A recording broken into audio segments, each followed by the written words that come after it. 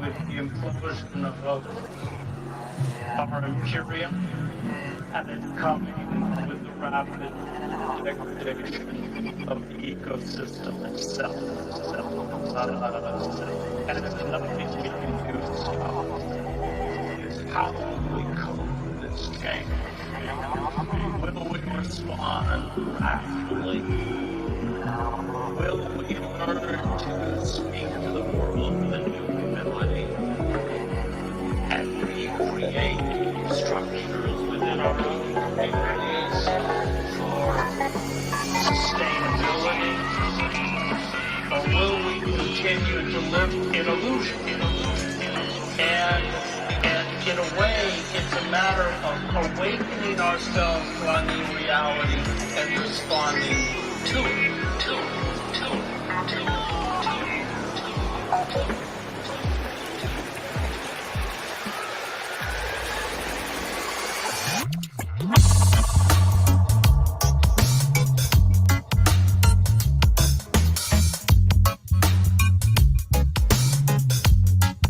All right, we put the name in the title. Let's see if this fuckwad shows up.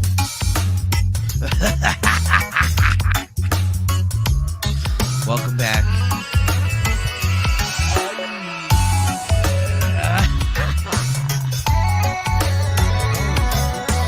My mouse stick to this fucker. Let's make my mouse stick to this fucker. Let's make my mouse stick, huh? Yeah.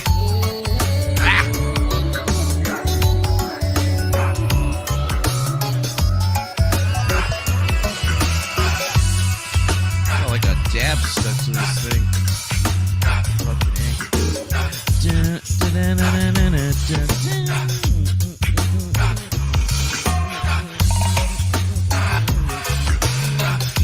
Oh, shit!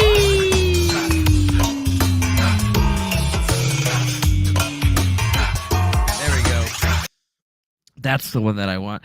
Oh, wow. Welcome back to another episode of the best worst show on the internet. I'll be your host this evening. My name is Manuel. How are you doing? Yeah, you doing pretty well? I'm doing pretty well. I figured I didn't know really what to do, but I definitely wanted to stream, but I didn't want to play any video games. So I figured, you know what? Might as well just do like an old school research stream, right? You know, just a nice little deep dive because I had this really sick ass thread on this dude named Ian Miles Cheong. Ian Miles Cheong! I call him Chungus. You guys ever heard Chungus Among Us or whatever? Anyways, I had a really dope thread on this dude. It was like super fire. I made a paste spin about it, and it's all fucking gone. And it pisses me off. So I heard some people talking. I heard some people talking about him today. So I figured we would do this thing where instead of starting with 1,000 tabs, we will show you how we get to 1,000 tabs. Yes, but let me just cancel out all of these tabs right here. Just got to cancel out all these tabs right here, and we're gonna start with one. Yeah. So you know, like when my Manuel DeFango account got nuked from Twitter, obviously my Twitter thread was gone, and you know, since my original account's back to Fango, I'm not even gonna worry about the Manuel DeFango account. So now I went into my paste spin. You know, I went into the damn paste spin and I was like, all right, well, that's fine. I got the paste spin. So, you know, like I got the paste spin. It ain't a big deal. I can just go here. And then I was like,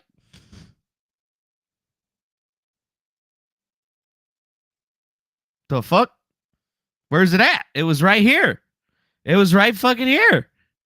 It was right there. It went Ian Miles Chong, Marion Alfon, Taryn Bull, the dog girl, Eliza Blue. You know, like we had a couple of them in here. Like I had the threads linked, right? I had the threads linked. I had the mega thread, the DeFango thread, the OG Eliza thread, the chat star Eliza thread, the video takedown thread. And then, you know, like there was that thread about Mario Narfall or whatever. But what the fuck? Where did the goddamn paste spin go? Because this thing's gone. This thing is gone. We did the SVU drop here. Look at Sierra Tartoni. Fuck. So how are we even supposed to find this shit? Like, what happened? It got deleted from my pastebin, and it got deleted. Like, I had a pastebin on it, and then I had a link to the thread, and it's all gone. It's all gone. Okay, it's all gone. So all I know is that it's gone, and it pisses me off. Okay, it pisses me off. Okay. Hopefully somebody fucking archived this shit because I didn't. I kind of forgot. Of course, not archived. Maybe we check archive.is first. It's pretty easy. You just gotta go in here and just like click that. And you're just gonna wait. It says it's loading it, so it definitely didn't find it. So nobody made a goddamn archive of this shit? Sons of bitches. You sons of bitches. I could have swore I made an archive of this shit. Try PH. Nope, PH doesn't have it either. It's just fucking gone. It's just all fucking gone, dude. What the fuck has happened? It is Big Chuggus is an Iranian super hackers getting on our fucking dick hole? What is happening here? Anyways, I should say what's up to the people in the chat. You know, all of you folks that decided to show up and hang out with the best dude that you freaking know. Well, whatever. And dude, I hate it how my camera does this. I need to get like a fucking light. You know what? Fuck a light. Fuck a light. I don't care that much.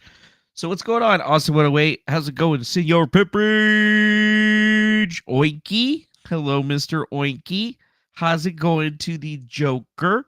We had the Jackbox. Nice to see you. What's up to my bro, J.R. Riggs? And then we got John O. And then we got Garmeet K. And then we got Roxanne Wins. How's it going, Roxanne? Hey, what's up to Virginia Olsen? Always a pleasure to see you. How's it going, King V the Fourth? I like it, man. How you doing, Monkey Savant? What's up to the Thrice Greats? What's up, Papa Towns? How are you doing? How have you been? And oh, we got a guy named Doompill up in here. What are you up? What up, Doompill? How you doing, man? Nice to see you. Whatever. We're about to be the NSA up in this bitch. Daniel McCoy, did I get hacked? No, I didn't get hacked. But, you know, they probably just requested for that shit to get deleted or whatever. That's what I figure. How's it going to Christina? Yep. How's it going to Christina? What's up to Magic Poop? How are you doing? How's it going to Jared Z? Justin Baker? Senor David Bucky? And then the illustrious Mr. Potato, actually otherwise known as Potato. The Potato. The potato. So, like,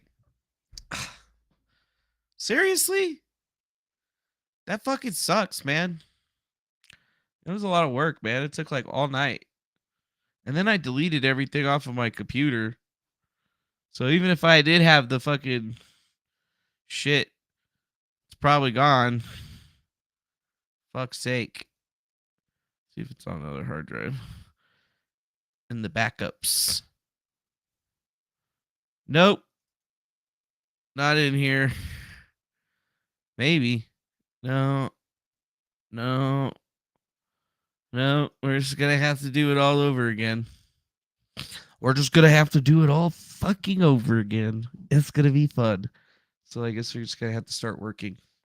Yeah, it's weird. I figured it would have been archived, but usually when I put it in the thread like that, that usually means it's archived. But then it's not archived. But we thought it was archived. So I don't know. Maybe if let me just try that one. Because it does have some statuses or whatever. So then we'll do that. 1601 or something. Nothing close to that. Let's start deleting some off. No matching URLs. 161. January 21st. Let's check real quick. See what this is. I mean, I didn't do it that long ago. Oh, no. This is all Liza Blue stuff. So wait, everybody everybody saved the Eliza Blue shit, but nobody fucking saved the other shit? Like, seriously, guys? What's happening? What is happening right now? Why is this shit gone? And why can't I hear this fucking music?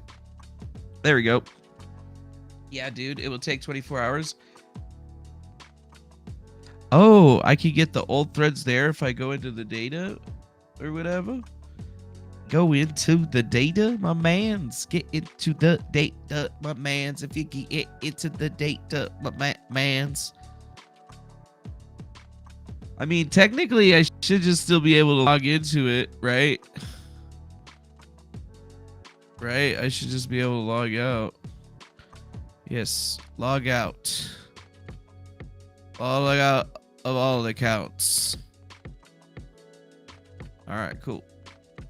All right, log in. Fuck. Where's my login for that one? I remember. I don't remember. Man. Wait, that password. Your account.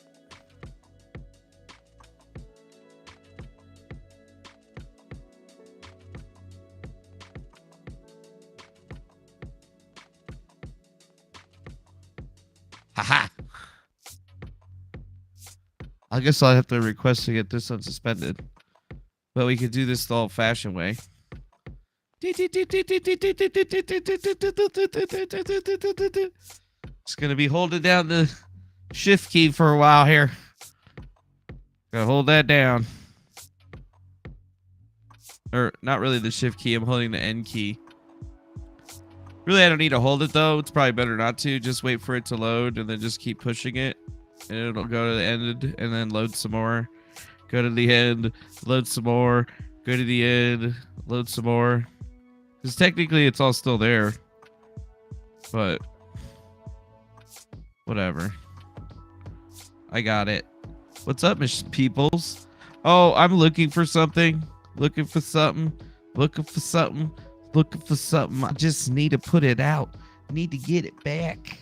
Gotta get this motherfucking thread back. Yep, that's right. But yeah, it's good that you're here, Miss Peeps. Or whatever. You're looking into some stuff on the internet, huh? The fuck? God, I hate this thing. Alright. We gotta be getting there, right? We got to be getting there, man. Got to be getting there, man. Got to get that right, man. And I'm just sitting here, just chilling like the fan, cause I'm getting it on and I'm getting it, man. So I just say, how you do? Where you be and what you do and how about you? I'm just looking for my thread, gotta find that shit, gotta do what I can, cause I don't give no shits. Got a browser window up and I'm sitting with my tape. Where's my little papa tape? Hey, Lutzy, you still here?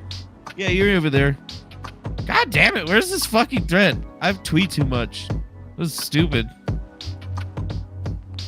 I'm sitting here pressing on my N key, man. Trying to get back down to my Ian thread, man. Gotta redo that shit, dog. Everybody's talking about Ian, so I'm about to get on. Best Mexican rapper since SPM. Don't even know. About to get the flow. All I really wanna do is roll it out, yo. Gotta smoke that herb. Got to smoke that herb. Gotta get real swerve if you didn't really know what I'm doing right. Word. If you feel me like word, I'm about to get swerved. Gotta go through my shit. Everybody know I'm sitting here just rolling out a bit. So I take my time, do my time. Everybody knows I'm just rolling on my rhyme, cause I'm just sitting with my head out on. I'm sitting with my head out on. I got my beanie on, man. Beanie on, lad. Look at me, I'm like Tim Pool, man. Except for my flow's better. And he got all the cheddar. But my computer skills are based. And everybody knows I'm just getting all faced when I'm sitting in front of my computer, man. My rhymes are whack, yam. Wait, it's not letting me go any farther. Fuck.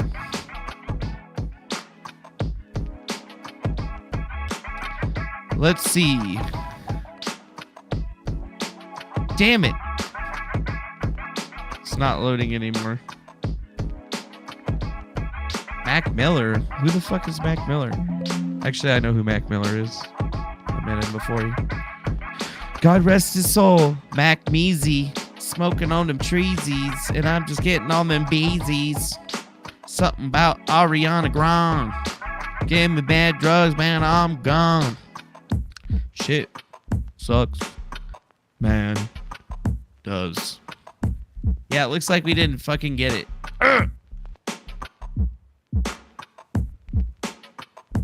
That sucks. Now I'm just gonna have to do that. Actually, I need a...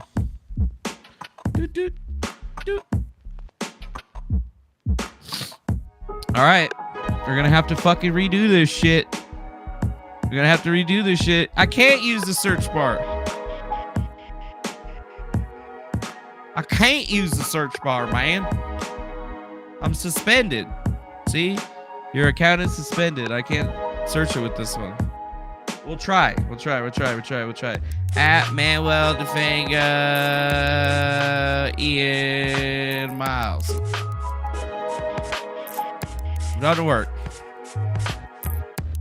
My brother in Christ, if anyone has no interest in the truth, it's clout chasing Ian Miles Cheong. My brother in Christ.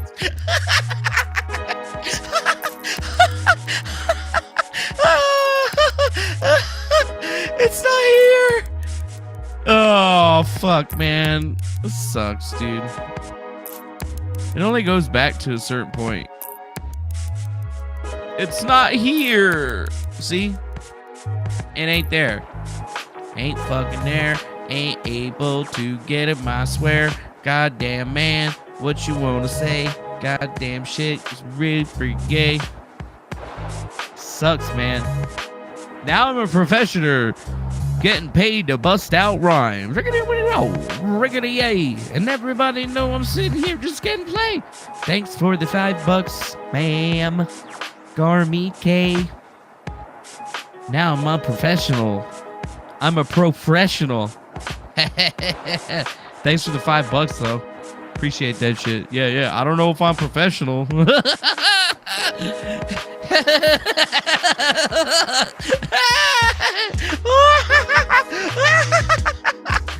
Woo! Ooh. If I feel like taking a break for Ian Miles Cheong, I haven't even started fucking researching it, man. Seriously. I just started the stream less than 20 minutes ago.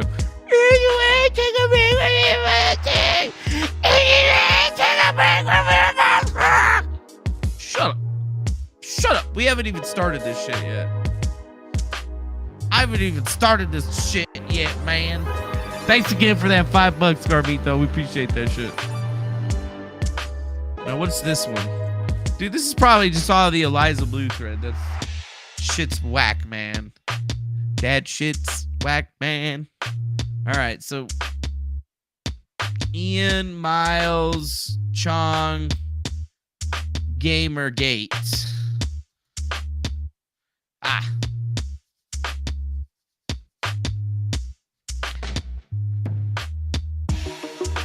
About to download my info from the internet. If you know I'm going, yo, what you wanna do, how you wanna really be, gotta bust open all them freaking links, B.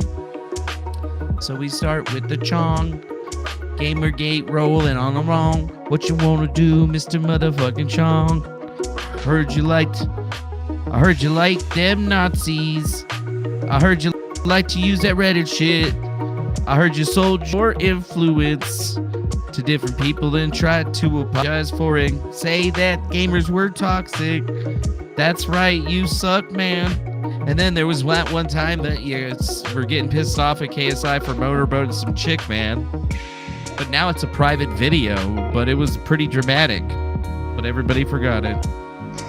Or we go to Gamergate. Brianna Wu, Sweden Considers, Bandai Namco, all of that stuff. Ian Miles Cheong attacked Boogie 2988 for discussing how Boogie himself was docked against the customer revolt. Everybody know what you wanna be, motherfucking man, what you see, honey pop, what the fuck was that? Don't really know. It was a game that this dude whacked out, yo. He said he didn't like the nudity, and then he got that shit banned from Steam, my G. That's motherfucking Chong. This motherfucker just does it all wrong, but he's a big boy now. He's really evolved from the tactics, my mans. You think he's getting down with the scam? But I don't really know, man. There was beef every day with the dude. If you didn't know what I say, sitting here just chilling on, going on what you say. Check out this pic though, yay. Baby Chong! I got bars for days on Ian Miles Cheong, and if you don't really like them, you're just getting it all wrong because I got them skills. And I'm chills, and I'm just hitting on them, vibing with them sills. He's got that alligator shirt, getting really dope, telling them chicks he ain't broke, dope. Yeah.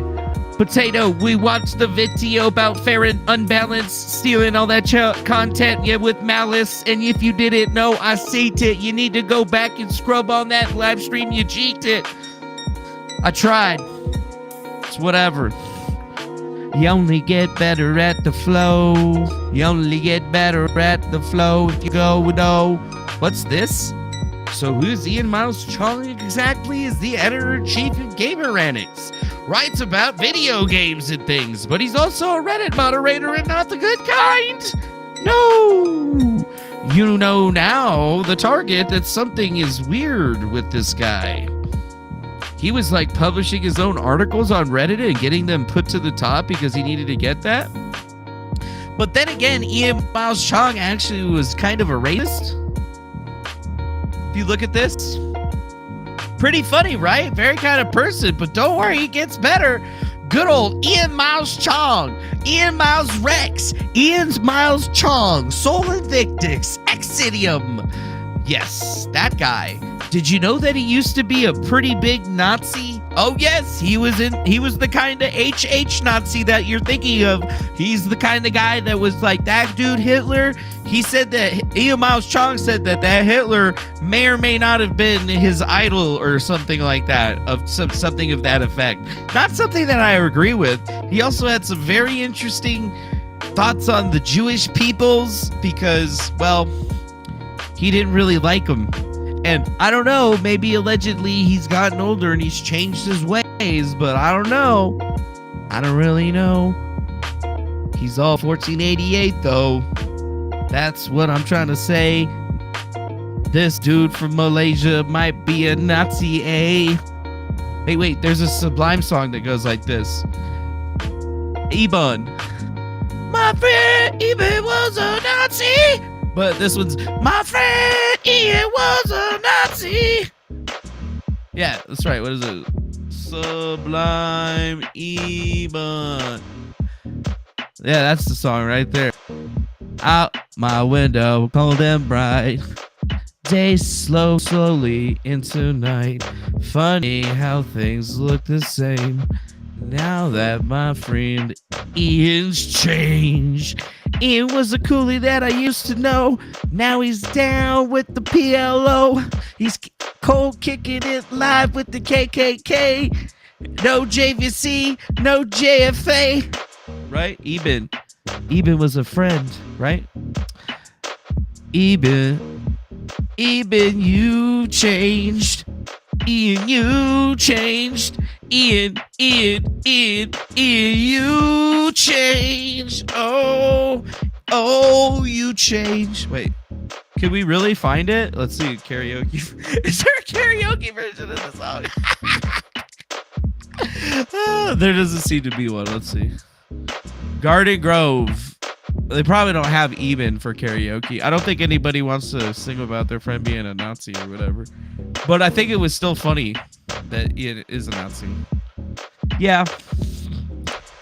So maybe back in the day, Ian might have been a Nazi and he might have gotten caught talking about stuff and calling people dog eating fucks. Yeah. I don't know, man. Ian Miles Cheong, the internet trash compactor, moderator, whatever. What's this? Who's Ian Miles Cheong? Why does the internet care where he lives? Twitter users are shocked to learn this week that Ian Miles Cheong, a prominent pro-Trump conservative, isn't actually living in America. He's actually never been to America. He's never been to America, but he's pro-Trump, and he's like, Donald Trump is my president, even though I've never been to America. Excuse me, I'm a Malaysian man, and I have nothing to do with your American politics, but here's my take. Woo! Shit. That is some funny shit right there. This guy is actually hosting it everywhere. And I am broadcasting to Rumble. What are you even talking about? There's 10 people watching on Rumble right now. Kaztak. So I don't even know what the hell you're talking about, dog. What is this? 10 watching now? Kaztak. So I don't even know what the hell you're talking about, dog. I literally just got you with the replay, dog. You don't even understand my power, Kaztat or Casey Taz. What is this? 10 watching now? Kaztak. So I don't even know what the hell you're talking about, dog. I literally just got you with the replay. Damn. I'm really good at this. I'm really good at this, right? Right. Maybe not. Maybe I'm not that great at it. Actually, I'm pretty bad at this, to be perfectly frank. But that's okay. Ian Miles Cheong, best known for his commentary in Twitter Spaces. He's made a name for himself in right-wing articles, frequently weighing in on U.S. politics. Ian Miles Cheong lives in Malaysia and never has been to the United States, but how on earth would he be even into these politicans? Yeah, that's kind of crazy, dude. David Bucky, you've only seen Sublimer Throne? That's cool. But at least you've seen him, you know? Even if they don't have the original dude in there. That Rome dude put it down, though. Dude, he did that one, like, you know, cover. From the rivers of Babylon, where he sat down, and there he went when he remembered Zion. Yeah, that's a good song, right? Why is it good? Is it good because it's old as fuck, or is it good because Sublime did it? I don't know. Still to this day, I don't know. All right, yep, this is going in the thread for sure. What else do we got here? Gamer editor Miles Chief apologizes, claims anti-Gamergate has dehumanized gamers 8 years ago. Hi, my name is Ian Miles Cheong, and I'm one of Gamergate's most outspoken critics for months, and now this comes full circle. A couple of weeks ago, he began unblocking Gamergate supporters and to make tweets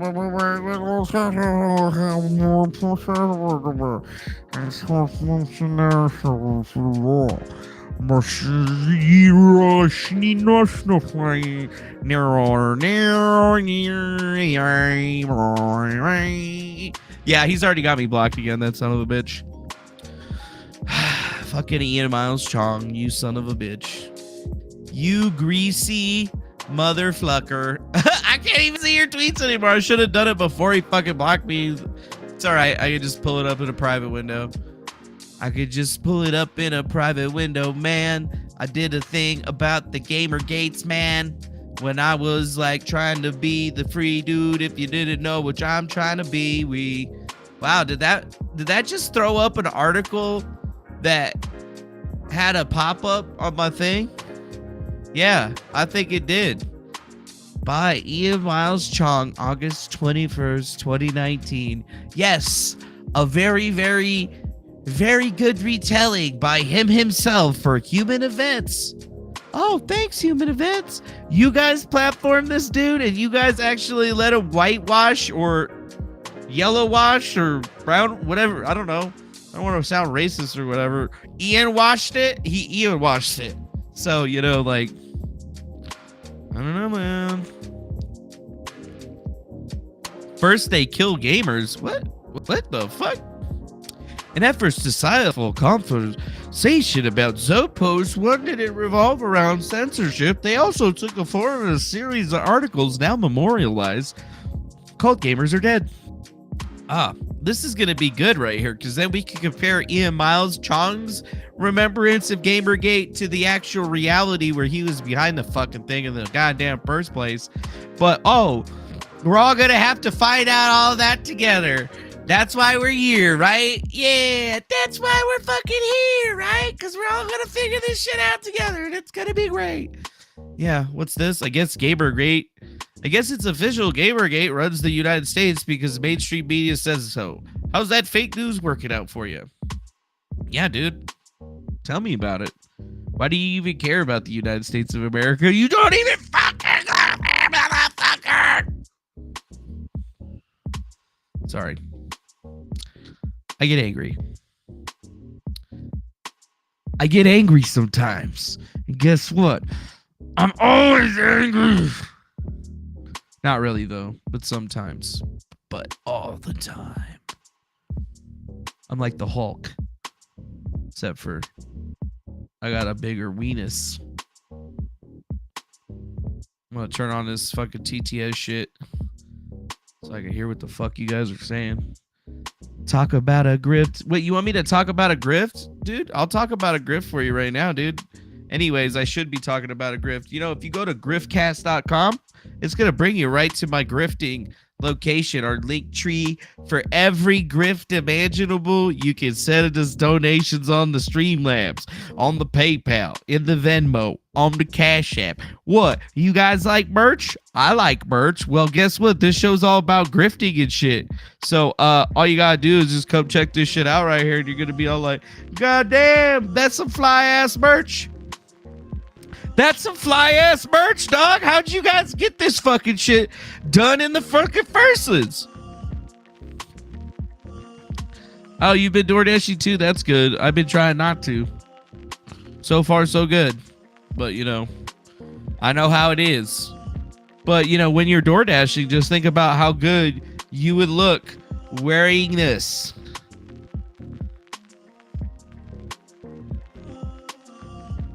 What?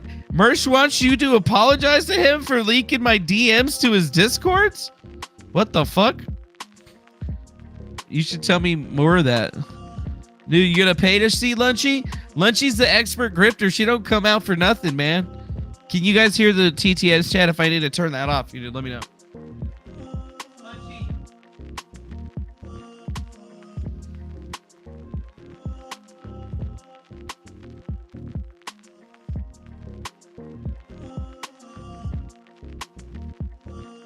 Well, send him like $20 and then say you're sorry or whatever.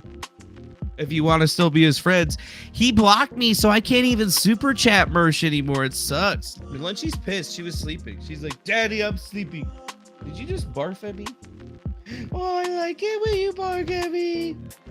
Oh. Wait, he leaks your DMs and then turns around to claim you did it? Well, you did a bad thing, sir. Now you need to send him $20 and say, you're sorry.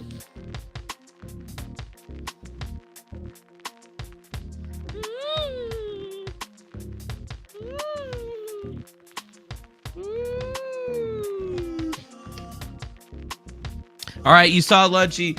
Thanks for the grift, Luster Dufresne. Lunchy. You want me to play your fucking video? Better pay. What fucking video is this shit? What's up, America out there? Can you guys hear the TTS or no? What is this crap? What is this shit?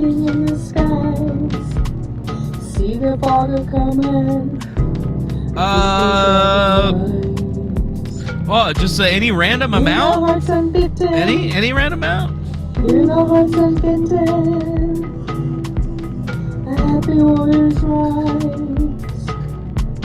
The doorway is open. The cover of your eyes.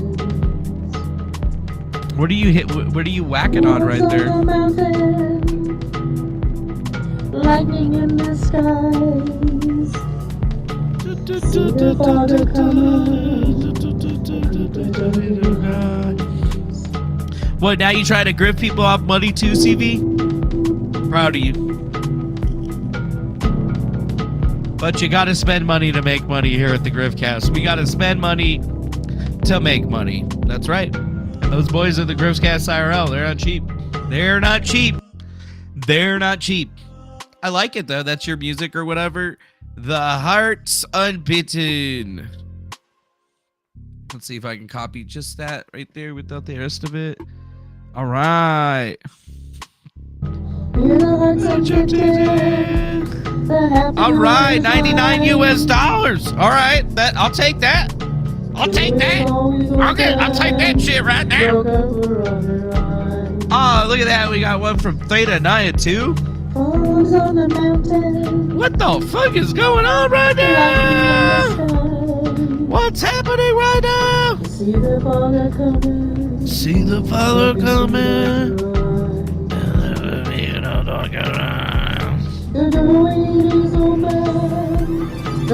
Thanks, CV. Appreciate your $99 to the super chat to play your song.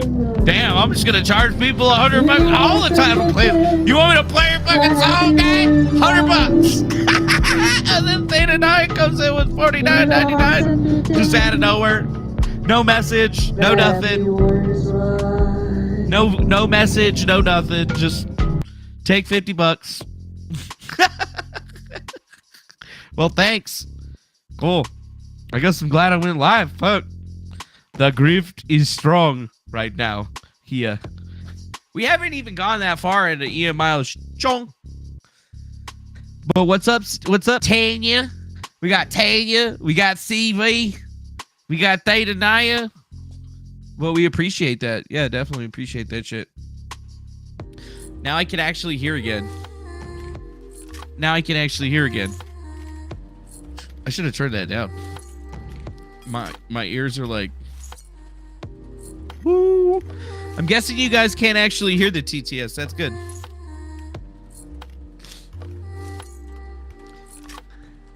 Oh, you got to send another to Match CV. I'm not going to stop you. I won't stop you, but, you know, also check out the merch shop.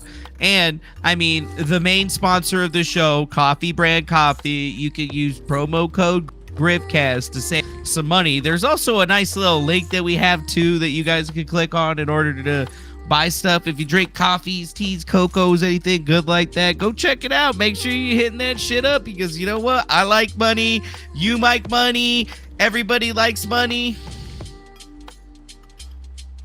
Oh, I probably should have.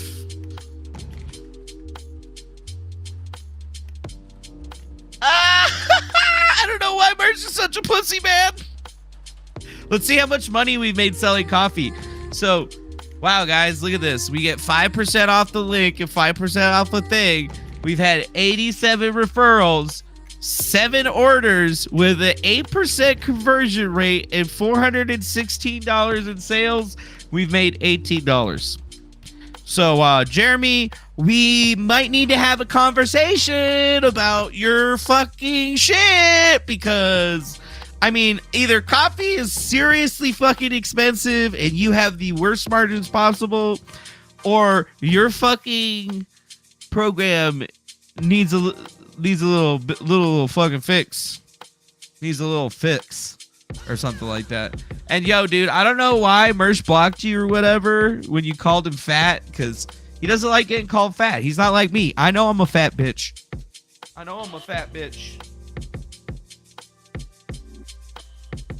But you know what? I got a fat dick too. Woo! Okay, maybe it's probably not that fat. Honestly, it's probably not that fat. His coffee is expensive. Damn, a whole $18 for selling this coffee. Worth me fucking balling. Am I trolling Jeremy so hard right now that the motherfucker's gonna try to fry me? Because I feel like that's what's happening. And let me know if the music's too loud. Let me know if the music's too loud. Oh no, I not through that shit before. Some girls been like, "Oh no, you're not fat." And I'm like, "You're just trying to get into my pants, girl. Back up. Watch out. Watch out. No way.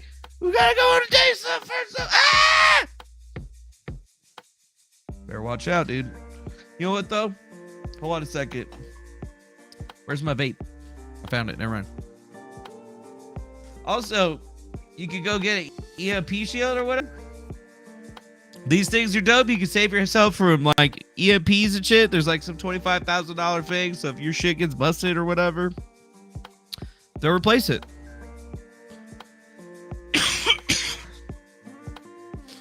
Whose connections with Ian? Who's got a connection with Ian? Charles Swindler's connection with Ian? Whose connection with Ian? Whose fucking connection is? Whose fucking connection is this? Who's fucking commit? Who's shit?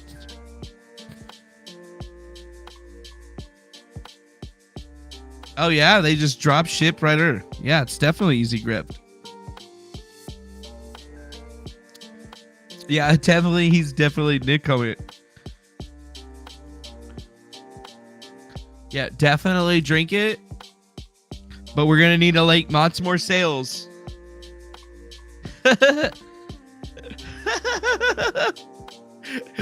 He's gonna get so mad. He's probably gonna kick me out of the program. That's fine. I already got you, motherfucker. But it's funny that I bring up Jeremy in the first place because Jeremy's got a good video on Ian Miles Cheong, actually. So you know what? We're gonna watch it because why the fuck not? Because I like to be able to show you how to do this stuff. So you go click there. You just put Ian Miles. Yeah, look right here. A time to stop.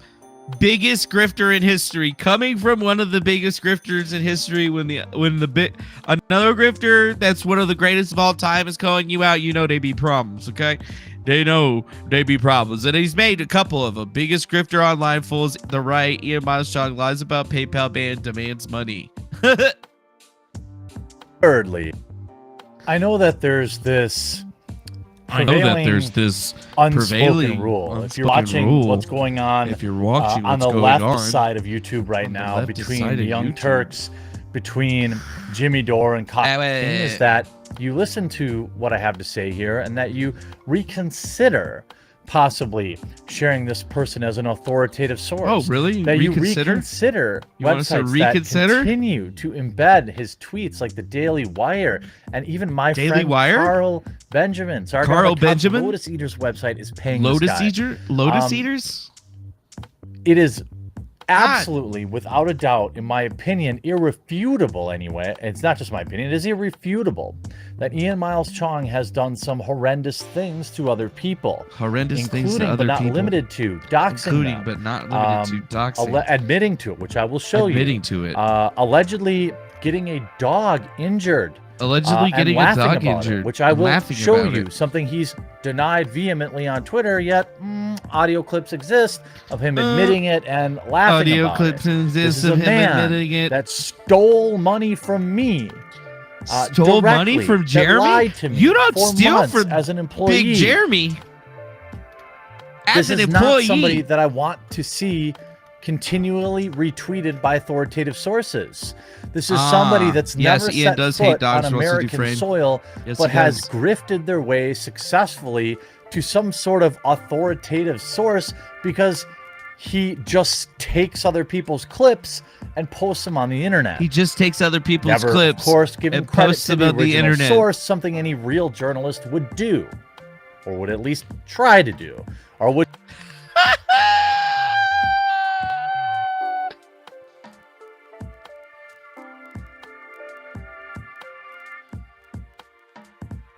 He could have, but he didn't. But he could have. Anyways. Would do occasionally. I do respect his grind, though, but now that I know about it, I'm like, dude, the definition we need to get lots more sales. A grifter.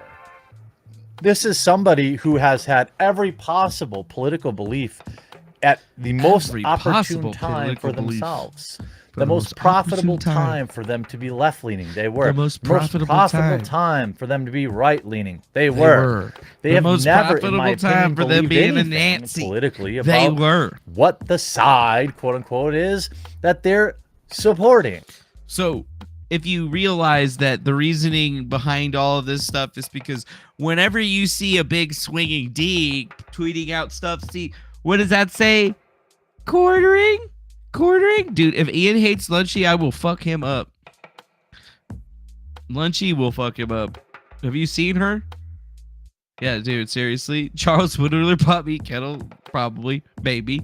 But yeah, apparently Jeremy is having trouble because apparently Ian's getting some play somewhere. Ian's claiming that he didn't do something or something. And yeah, it just seems like people ain't having it right now.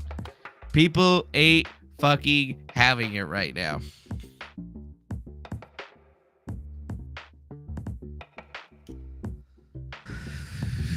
Yeah, that's exactly what usually happens when he actually goes through and does all of that stuff. So you have to be pretty clear that there's a huge problem. No, Ian is not a good person at all, actually. Although, I gotta get back into, where is this shit at? Trying to fucking scroll through it to find it, but I can't fucking find that shit. I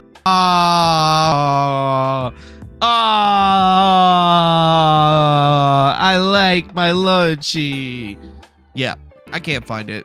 I thought I tweeted something about it, but apparently not. So yeah, 9 hours ago, he's talking about this shithead again.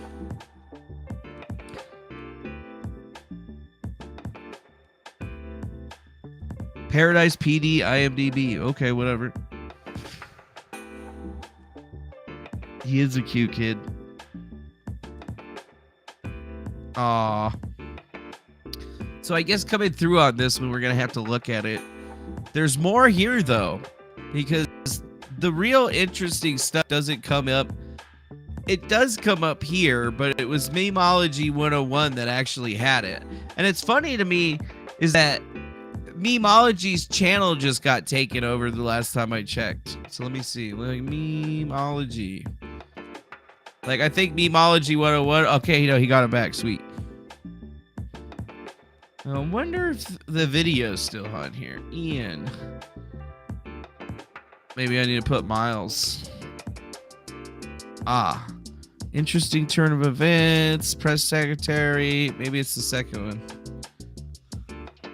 Because this is where the original video was actually posted, I think. Maybe he's got it tagged here. What the fuck? That's not what I wanted. No content for Ian Miles. Like, it was a couple of weeks ago that Memeology 101's account got taken over and somebody, like, deleted his channel and was running a crypto scan on it, but I know that the video that Jeremy plays is originally from here. I just don't see the video anymore, which is a little bit weird. Let's see if he has it under still. Still going. Anita Sarkeesian, maybe still gray. Nope, nothing on Memeology 102 for still gray. That's weird. That's suspicious. And it's completely gone. Very, very weird. It's almost like that entire thread just got completely black holed and wiped. It's been about money. It's simply not true. But they have the audio right here. Drama alert, still gray admitting to swatting Andy Worski. And then it says, I called the police a few days ago to report Andy Worski for the suspicion of a crime. It has nothing to do with the incidents that they are accusing me of or swatting or hurting anyone. These allegations are exaggerated for the purpose of feeding a narrative. And interestingly enough, when I look over, he's talking to Steve McRae, which is another dipshit that we've ran into on our travels across the internet over here. But we can steal his audio from the video right here. I did not need to see that. I'm entrenched in evidence of me. I know that they're watching what's going on to me with actually said listen. Thing out saying that he's going to make a video on me. That really actually set me off. I did not need to see that. I'm more than happy to just let him leave me alone. But I am more than happy to let him leave me alone. So I called the police. I actually called the police on him. I know what he does. I know he has illegal firearms. I know that he is deeply entrenched in the alt-right. I know that he has a lot of cocaine in his house. Yeah. Fuck, I want to go to Annie Worski's house. I even talked to them on the phone. So, who knows? Maybe they'll pay him a visit very soon. Okay, there is no doubt that he purposely sent these people to, again, somebody whom he was friends with and was having a business disagreement, because at the time they had created a Yeah, I remember when Jeremy talked about video games. He doesn't really do that anymore, does he? No, he doesn't. YouTube channel together called Hypebreak. Also, I was just kind of looking at this thing and I see search terms, Hambly, Rev D, and Kink Pride. Kink Pride, MP3. Kink Pride. It's like, wait a minute. Snipping tool. Wait a minute. Hold on a sec. Hold on a minute. Hold up. Jeremy? What is this? Jeremy?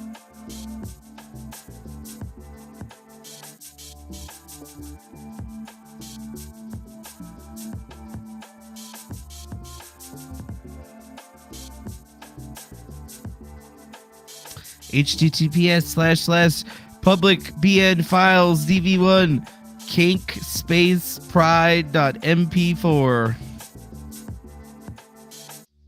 You know, I'm not gonna kink shame or anything like that, but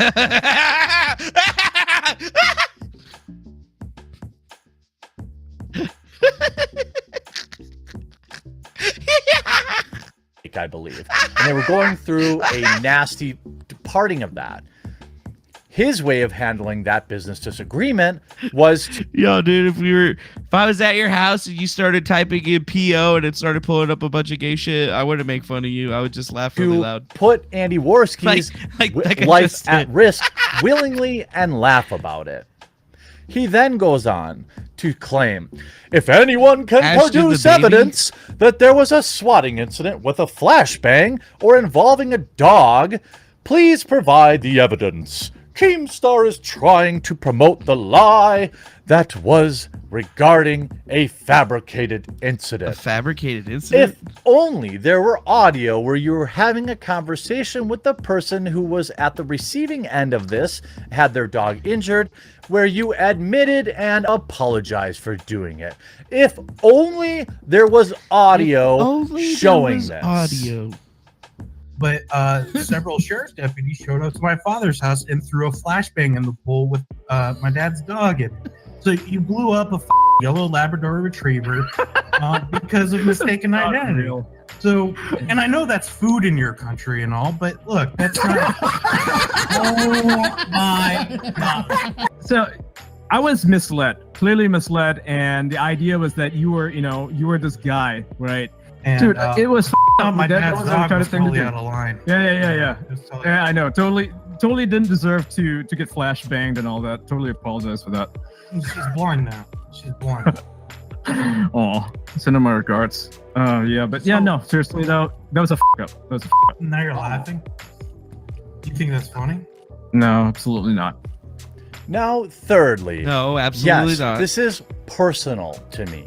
Bro, you blew up somebody's fucking dog and you're trying to lie about it. He's trying to lie about it. That's the only reason that I'm even like doing this today, because it's like, nope, dude, I'm gonna get back on this shit and I'm gonna fucking say some shit because that's what we're supposed to do, right?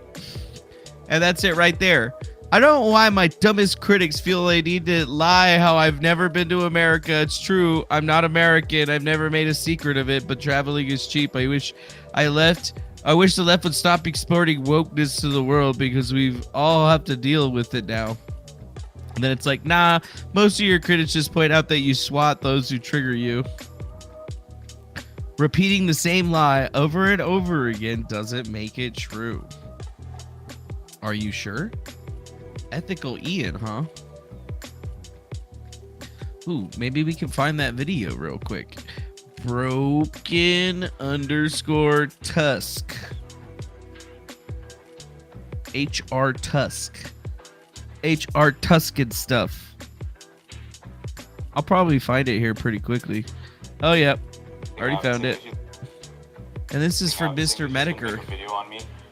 That really actually 4 years ago. And I Ian hates that I'm picture of him more right than there. Happy to just let him leave me alone, but he forced my hand, so I called the police. He forced my hand. I actually called the police on him. I know what he does. I know he has forced illegal my hand. firearms. I know that he is deeply entrenched in the alt-right. I know that he has a lot of cocaine in his house. Yeah, he's A fucked. lot of cocaine, eh? He's fucked. I even talked to them on the phone. He's fucked. So, who knows? Maybe they'll pay him a visit very soon. Maybe that was he'll pay audio him a from visit Ian real Miles soon. Cheong, formerly self-described turbo That's feminist Mr. Mediker. and video game journalist, talking Turbo about having the feminist. police called on a man who made a mean YouTube video on him. If that sounds as fucking insane to you as it does with anyone with a functional fucking brain, then prepare to be amazed. Yes, our little intrepid video game journalist doesn't like it when you Yeah? say mean words about him on the internet, and he will seemingly do anything within his power to make you pay for daring to do so. Videos He will. mysteriously get pulled He down for fucking will. bullying. People have the police called on them. Memology, YouTube, I need your help reviewing this video of mine, which in no way, shape, or form involves harassment or bullying. You're giving me a community strike for something that's happening in a video that said, yes, Ian Miles Cheong denies docs exposed. Them, and all sorts of other shenanigans take place. But how did it all Shenanigans. come to this? What led our turbo feminist to Turbo decide to have the feminist. police show up at Andy Worski's home in Canada? Well, to understand that, you need to understand their failed business relationship.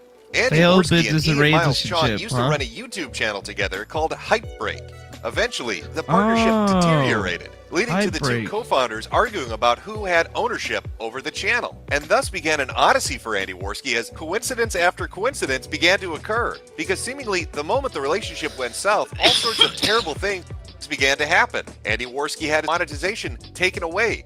Andy Worski had money taken away. Money Andy taken Worski away. had his channel taken away. Channel Someone taken from away. the same Money taken geographical location as Ian Miles Cheong logged into Andy Worski's account and uploaded gay thumb porn nails in an attempt to get his channel flagged down. And then, of course, there's the visit from law enforcement. I just had 2 police officers, 2 detectives interrogate me and search my house. I allowed them to search my house. He allowed They them. didn't find anything. They didn't find information anything. from the caller Damn it!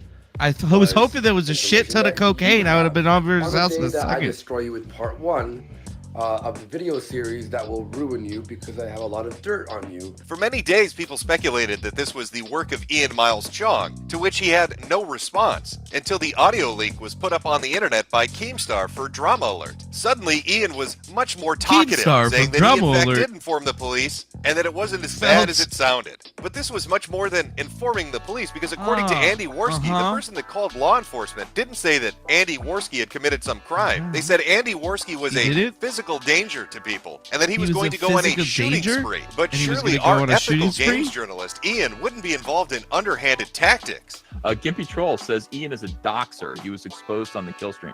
Ian, do you want to talk about you being a doxer? and Oh being yeah, exposed on sure. the Yeah, kill stream? let's talk about me being a doxer. Yeah, I doxed the guy and don't feel bad about it. Well, except for that one time. That one time he might have accidentally gotten a dog flashbanged to death. Yes, recently on the Ralph Retorts kill stream, Ian admitted to having docs passed to him by a user on Twitter by the name of Mombot.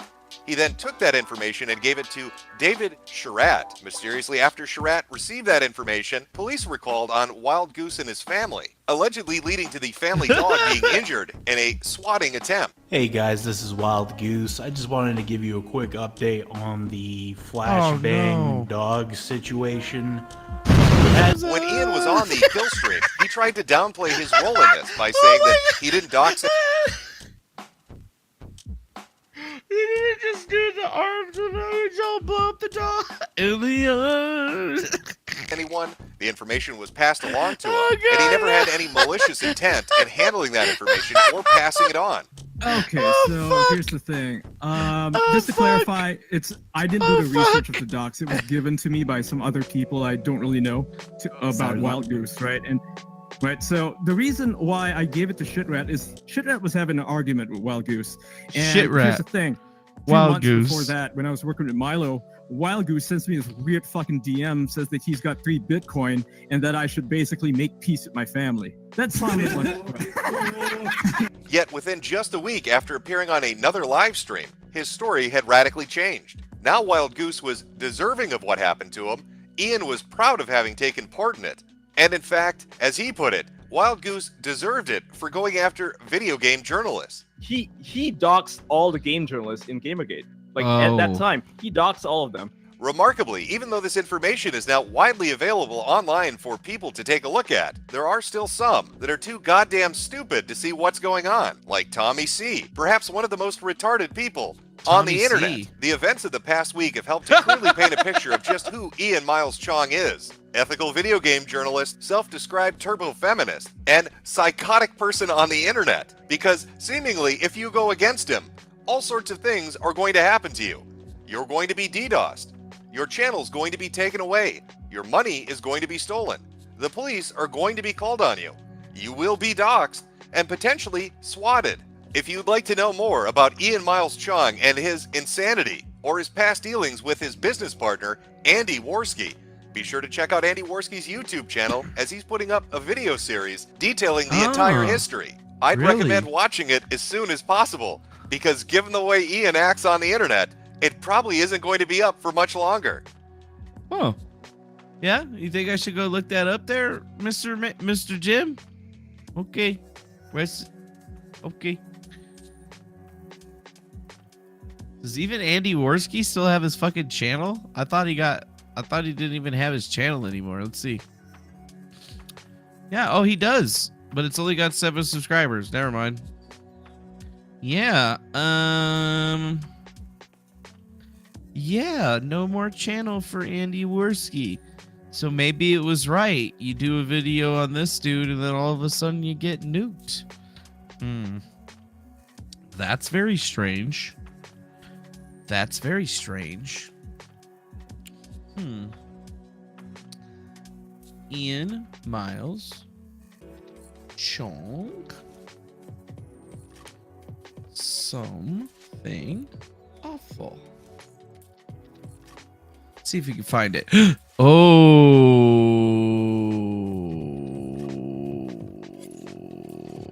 What's this? It's gone.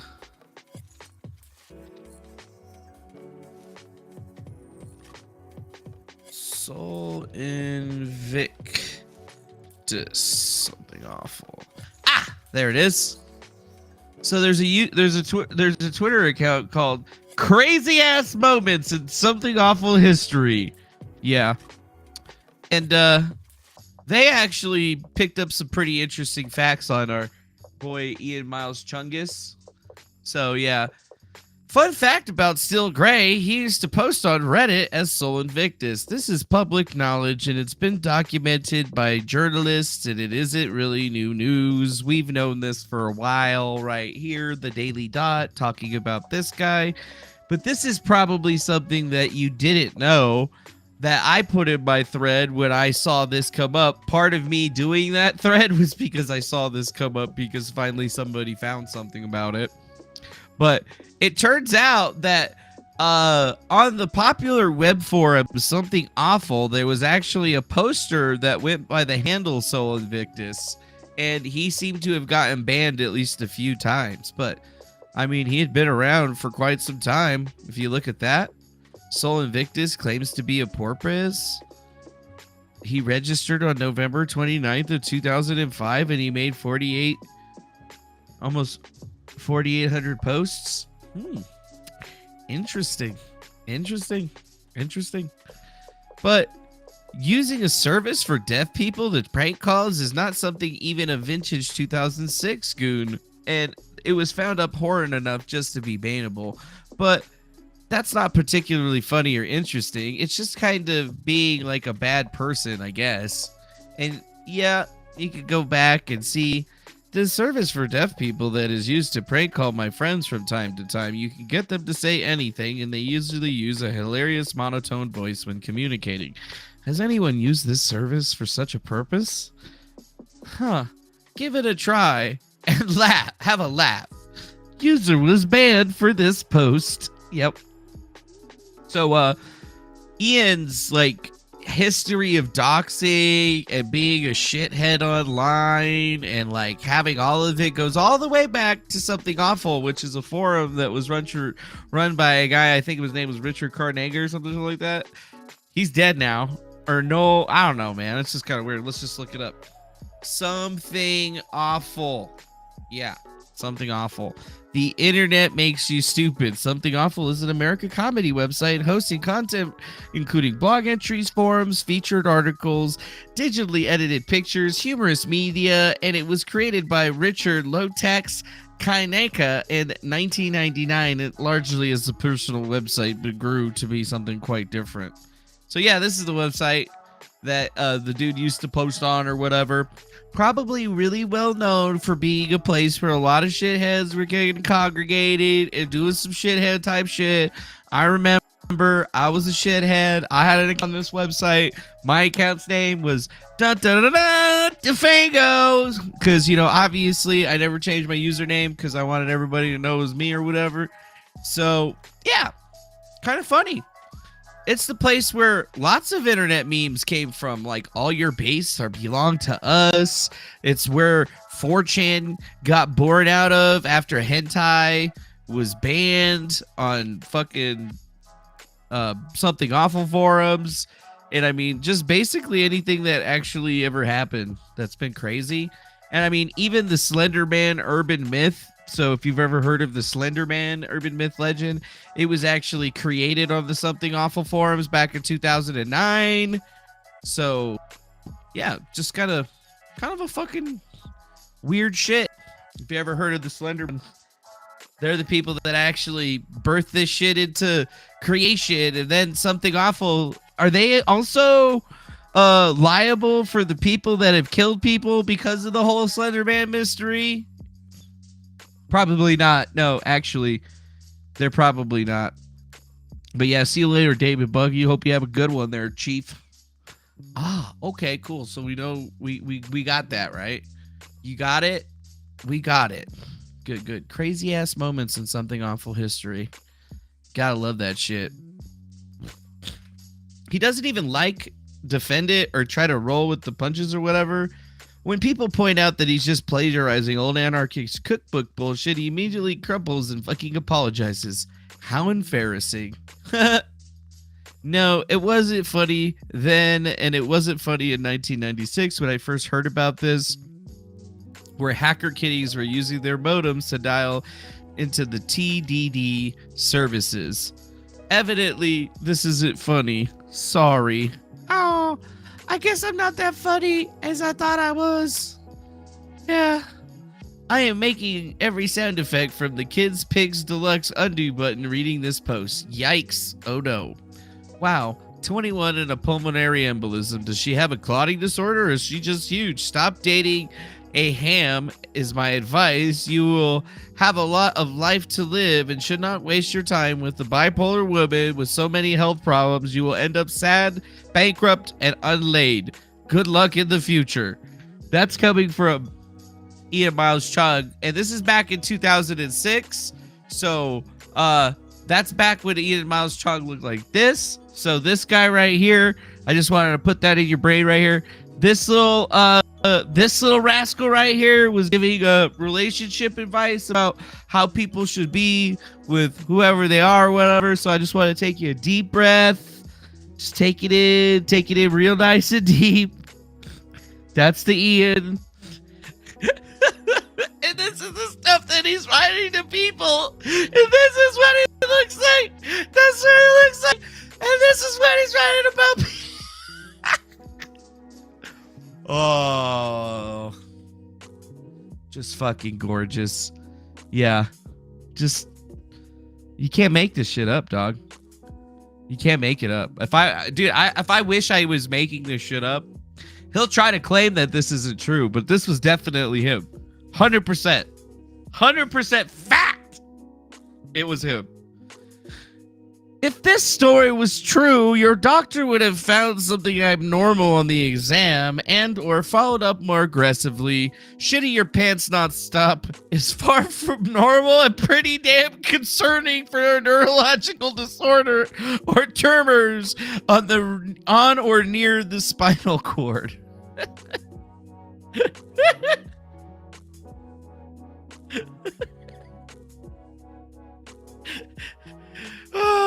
June 9th, 2009.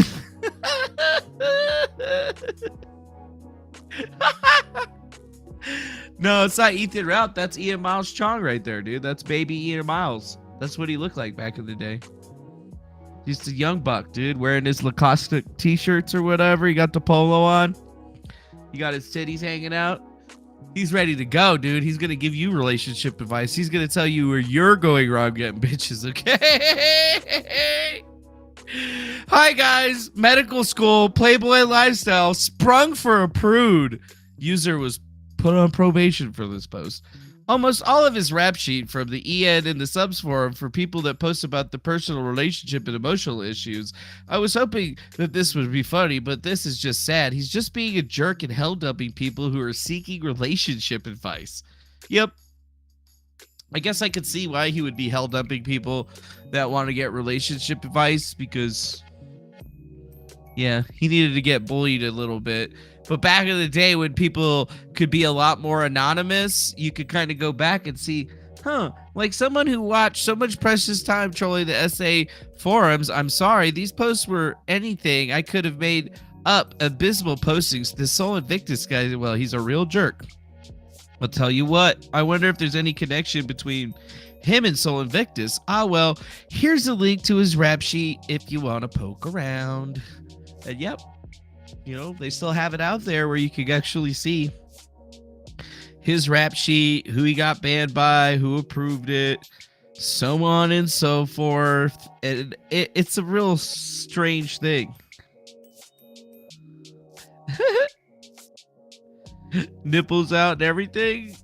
Yeah, that's right. So yeah, you can actually see punishment in your haste to deliver a killer bird. You forgot to read the OP. GPS isn't helped up. User loses posting privileges for 1 day. Didn't follow rule 6. Didn't roll full 4. This is not held up. Do not do this. Rivals.com puns. Plead reason to lose. User loses this. So it's like back in the day, he kept on getting banned because he was either held upping on people. But yeah.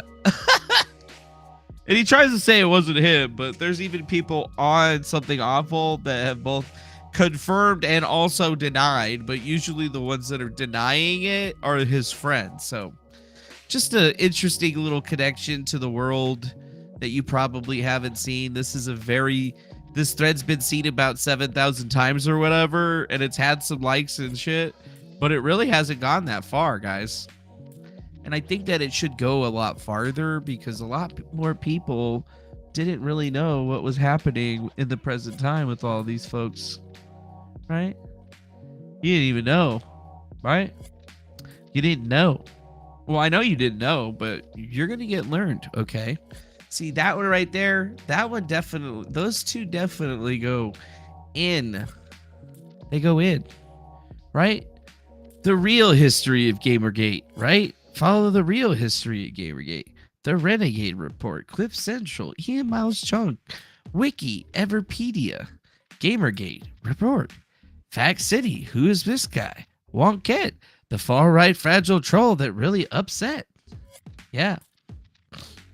1,000 ants and 1,000,000 faces. So it's funny when you look up the Gamergate stuff because there should be a lot more. Like when you look up his name in Something Awful, you can realize it pretty quickly.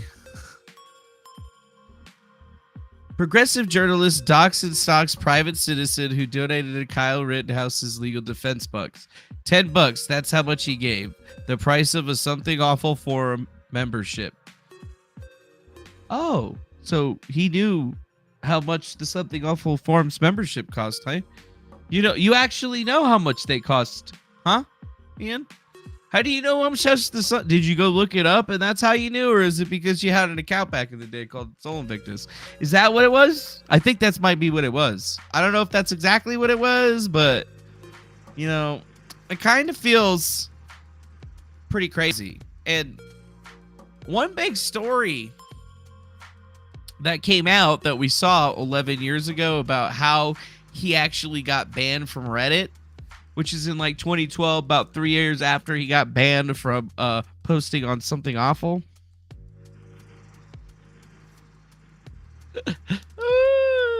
Curtis Caruth, she went on a Blockfest today. Let's see. Can't I fucking see anything? Let's see if she blocked me. Let's see if she blocked me. She might have. She didn't. She ain't blocked me. What's up, dude? Last thing she posted was my name, dude. My name, dude. That's funny. But do I really care about it? No, probably not. So we had the Know Your Meme. Now, I know I'm missing something. There was like another thing that I had looked up or whatever. Ian Miles Cheong. Maybe it was just Ian Miles Cheong. Because if you just look up his name, you get a bunch of fucking shit that comes up. Like his Wikidata, his IMDb. He's got a Substack, but there's more. How right-wing troll turned my tweet into fake news. This is the one. Deep Freeze. That's the one that I'm looking for.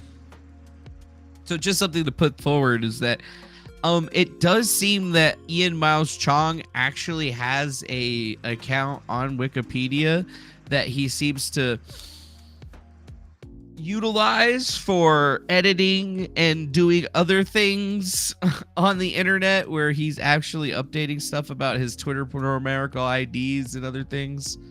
Yeah. He even removed his Reddit username, but people keep trying to put it on there pretty clearly. Kind of interesting, isn't it?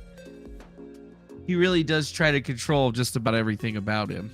And he was pretty happy that he actually made it into a couple of different things. He was a writer. He got a writer credit on IMDb. And then he's known for being on a couple of podcasts, I guess. The Book Station Show, The Cauldron Pool Show, and Eric Bowling, The Balance. But, let's not forget that there was that one time that he apparently says that Black Lives Matter activists were now climbing onto people's home in Rochester, and then the dude that actually apparently took the video had to come out and say, nah, these aren't Antifa climbing on the roof and shit. These are the people that came out of their house and showed some support. And oh yeah, that was Ian right there.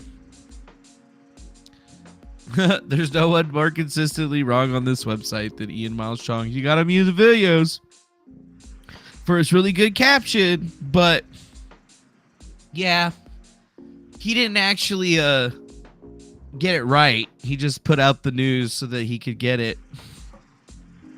I will never forget the time Ian Miles Cheong accused me of plagiarizing his old blog post of his. When he pulled up his old post, he had literally credited me for the very same report for the doing all the work, and then he had just copied and reposted. Not a very bright guy. I had forgotten of the headline in Ian Miles Cheong blog post, and it was Matt Binder reveals the truth. Huh. Interesting. Wow, people really just have all kinds of stuff here. What is this right this? So these guys don't have the Something Awful stuff, but they do have the Reddit stuff. Abuses his position as a mod at Reddit to direct traffic to his site as well to Global Post, in which he was a paid consultant. In 2012, according to Mod Leaks, he was still doing this in 2014 despite his ban. Would later express regret for these actions and say how they were unethical. Interesting. See if it actually still has the links to everything. Oh, good. Yeah. Why did Reddit ban this influential Reddit mod? Oh, interesting. Spam at Reddit is no easy task. The social news site users are a volunteer army that monitor Reddit profiteers with untiring vigilance. Once their spam radar starts beeping, even buying votes won't help. So why did it take Reddit so long to ban chronic spammer Ian Miles Cheong, the editor of Gamer Rants and top Reddit moderator? Under the pseudonym Sol Invictus, Cheong asserted himself as a moderator in many of Reddit's largest forums, including Ask Reddit, Our Politics, Our What the Fuck, and Our Today I Learned, all of which boast more than 1 million subscribers. Meanwhile, he relentlessly promoted content from Gamer Rants and other sites, including news site Global Posts and web culture site Uprocks, and it's not clear what formal association, if any, Cheong had with the latter sites, though they comprised an overwhelming majority of his submissions.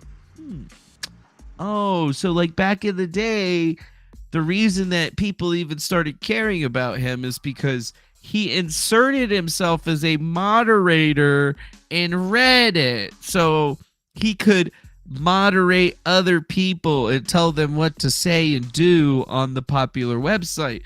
Now, it's kind of weird when you think about it, because it's kind of like the same thing that he's doing now. He's trying to be a moderator of the Twitter spaces and getting himself into co-hosting positions and stuff, and then vehemently banning and trolling anybody that tries to bring up any of this old news. But then at the same time, he blocks so many people. If he's a host or co-host on a space, there's like a strong possibility that, you know, it's going to be a space that you're not even going to be able to join into, which is a little bit strange if you ask me. Kind of not like normal or anything like that. Seems a little bit weird if you ask me. Interestingly enough, does Global Post still exist? And then Web Culture website, he also exists. He also existed on this. Well, the Global Post doesn't exist anymore, but Uprocks, the culture website, I'm pretty sure still exists. Yeah, it does still exist. So maybe he was a writer for it, or he was getting paid to do some sort of stuff for it. Let's see. Uprocks.com. Ian Miles Cheong. Oh, look at that. That wasn't that difficult. Next Borderlands 2 DLC leaked. Sir Hammerlock's Big Gay Hunt. First Ohio footage of dirty bomb that splashes onto the web. Double 5. Ron Gilbert explains his inspiration for the cave. Oh, wow. So, I see. Took me literally no time to see that he had an affiliation with the website. He was a viral news contributor, and his YouTube channel that was hosting the videos was also private. Interesting. What's up, Anika Creed? Nice to see you out there. Hopefully you're doing well.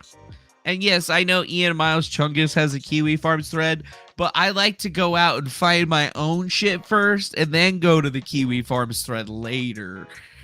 Because, you know, that place scares me or whatever, because those people are scary. They're really scary. Okay. As a 4-year Redditor, Chang had called out a month ago on the Report to Spammers, a user-run section that tracks Reddit spammers. He also alleged to post under the pseudonym Slater Hurst. Over the weekend, Redditors noticed that both Sol Invictus and Slater Hurst disappeared from the site. Reddit declined to comment on whether Chong was banned or had deleted his account. Through a JavaScript test provided by a Redditor, the Skynet shows that he was likely banned. Thanks to his moderator powers, Chong is still likely the most influential Reddit user to ever suffer the spam ban hammer. Reddit doesn't forbid you posting your own content. It's not strictly forbidden to promote a link to your own site or otherwise benefit from it in some way, but you should sort of consider yourself on thin ice. And generally unfollowed, the unofficial rule states that every link that you post to your own site should submit 9 links from somewhere else.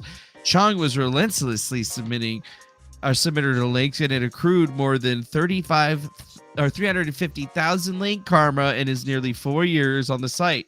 And that's basically the aggregate of upvotes and downvotes.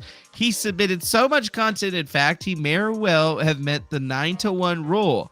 But there's another wrinkle in the story. As a moderator of top subreddits, Chong could ensure his content never got sucked into the Reddit spam filter. He ducked the rules to his own advantage and profited from the results. And Chong didn't respond to a request for comments on the story, but everybody kind of already knew what was happening with all of it. It's just fun to really pull together all of the damn different links that we had to figure out with. So we can see that he was prolific back in the day, and he got banned for obvious reasons. Now, didn't he? Yeah, I think he did, right? I think he got banned for some pretty clear reasons. Some pretty clear reasoning. Like, even when we get to the original Gamergate wiki, which still exists, by the way, well, this is an archive. Turbo feminist Ian Miles Cheong is a self-described turbo feminist who was known for the Reddit scandal in 2012, as well as uncovered IRC log where he claimed Hitler is his idol. Nice. He also later went to apologize for these remarks when they were surfaced in 2014 after Gamergate, though instead of taking full responsibility for his actions, he blamed the toxic gamer community. He's also well known for calling YouTuber KSI Obladet Oljai Badet. I don't care. I'm just going to call him KSI. Sexist for creating a YouTube video which KSI motorboated a cosplayer after asking for consent, and that the cosplayer actually defended it because she definitely wanted to get motorboated by KSI because she was like, "Damn, KSI, you look like you're doing good stuff."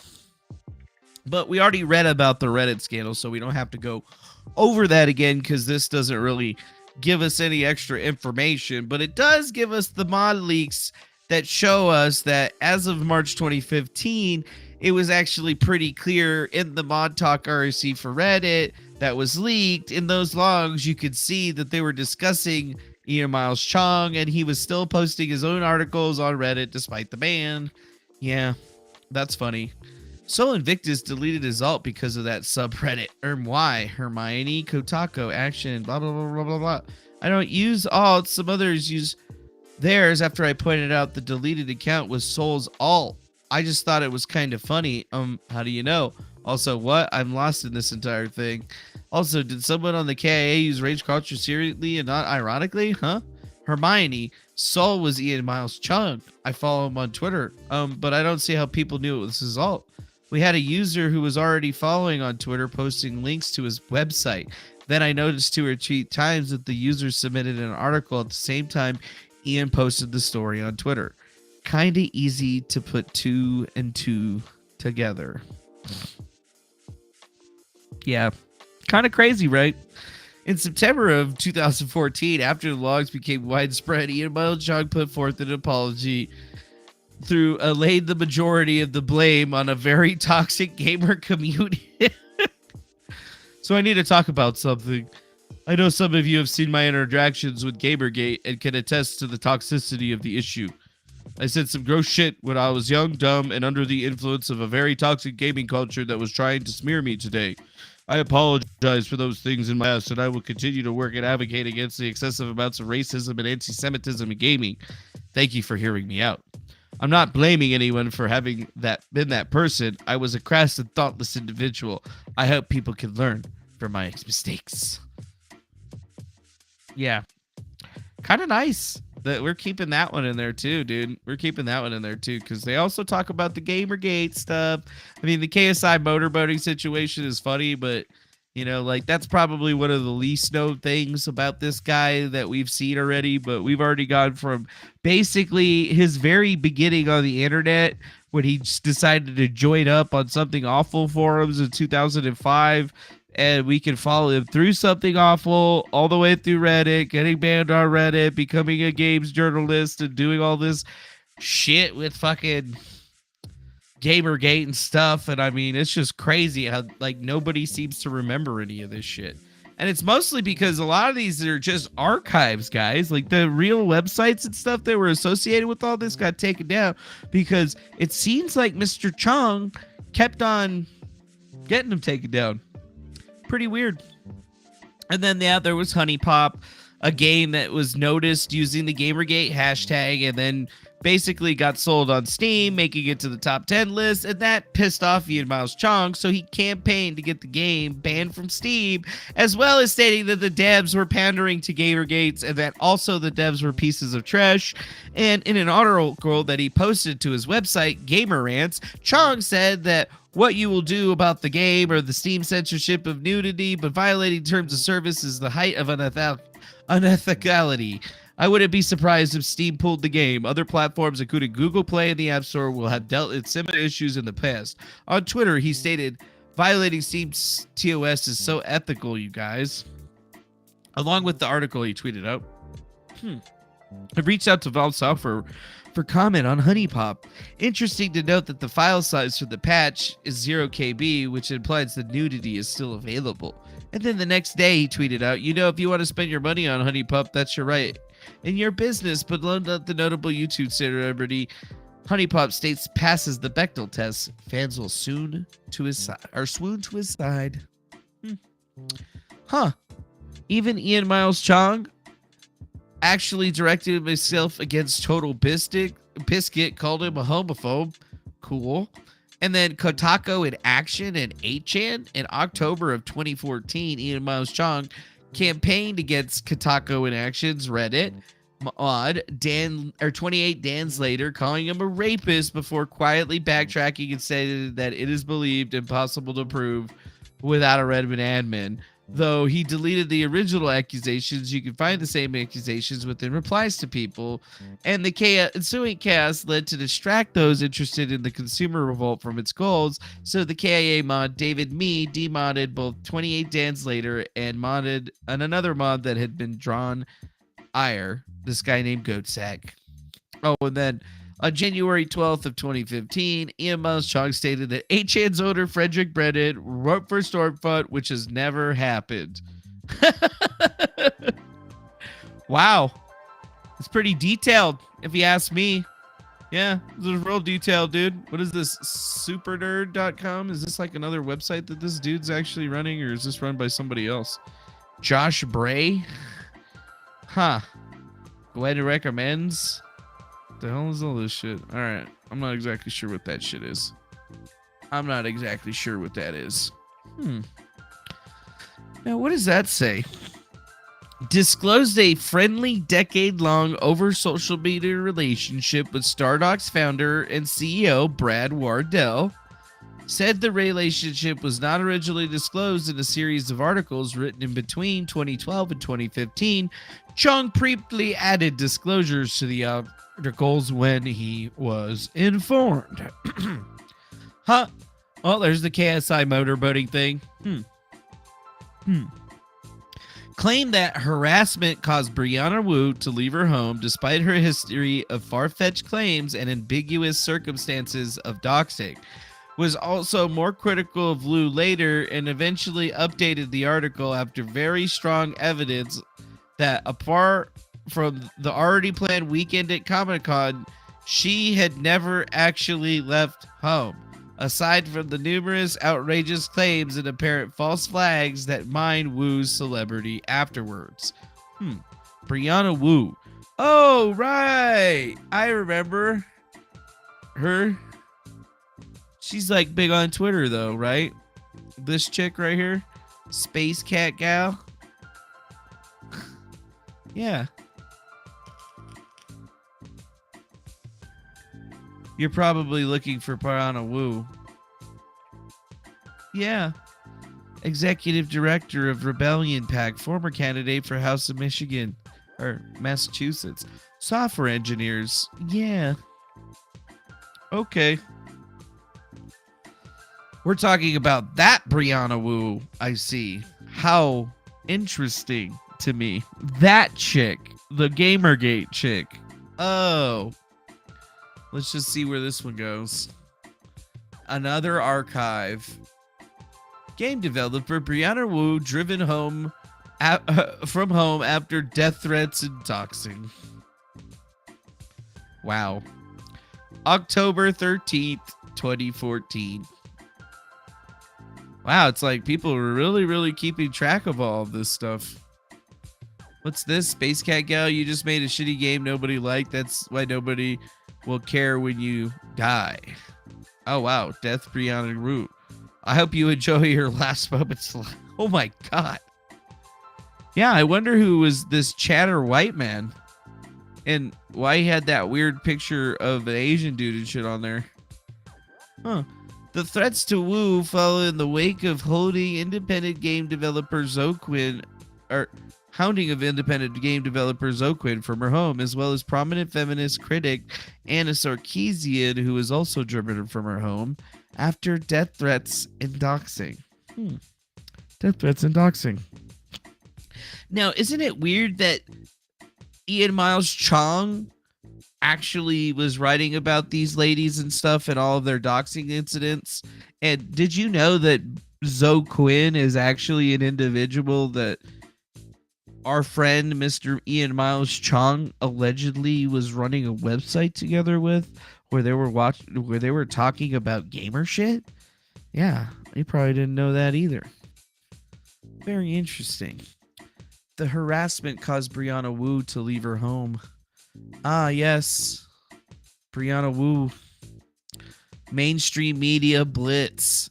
Yeah, the media's focus on the harassment narrative encouraged opportunistic parties to create numerous false flags, further stifling discussion. When gamers continued protesting after an unprecedented and unexpected 2 months, the mainstream media got involved with both television and newspapers, expanding the harassment narrative, focusing this time on iOS shovelware developer and controversial figure Brianna Wu. Wu, uninvolved in Gamergate but had already been making very far-fetched claims of harassment months before it, inserted herself into the discussion by attacking gamer activists with vicious insults and admitted sock puppet accounts.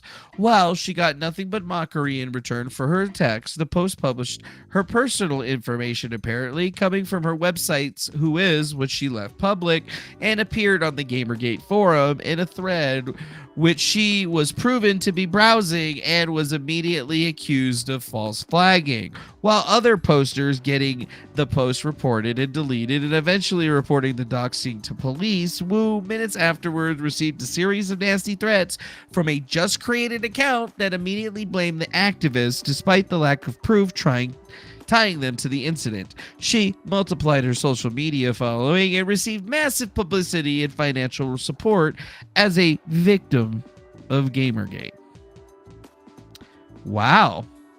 God, I remember the 2014 era of Twitter, but imagine being threatening to grape someone today. Yeah, dude, you would be off so fast. You would never be able to make it, dude. You would not be able to do that.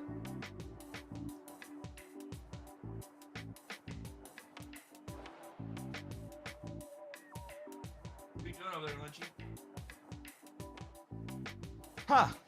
So Ian Miles Cheong was all self-centered around this stuff, and then people wonder why I say that, you know what, Ian Miles Cheong was actually probably the troll that was actually behind the shit on Gamergate, because I mean, his background, he actually knew the people, he was a game journalist as well, and I mean, this literally basically made everybody forget about his Reddit mod ship that got taken away from him. So just think about that. Like, when we're looking at these narratives, that's what I'm trying to like show you through a very long form of reviewing links and stuff. We have Ian in Gamergate talking about all of this stuff, and then out of nowhere, it's like people forgot. People forgot. It's like you can't even find the videos anymore. They've taken them all down. It's like you can't even go to YouTube anymore and search for it.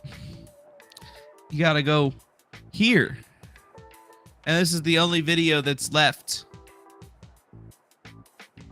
But several sheriff's deputies showed up to my father's house and threw a flashbang in the pool with my dad's dog in it. So you blew up a fucking yellow Labrador retriever because of mistaken identity.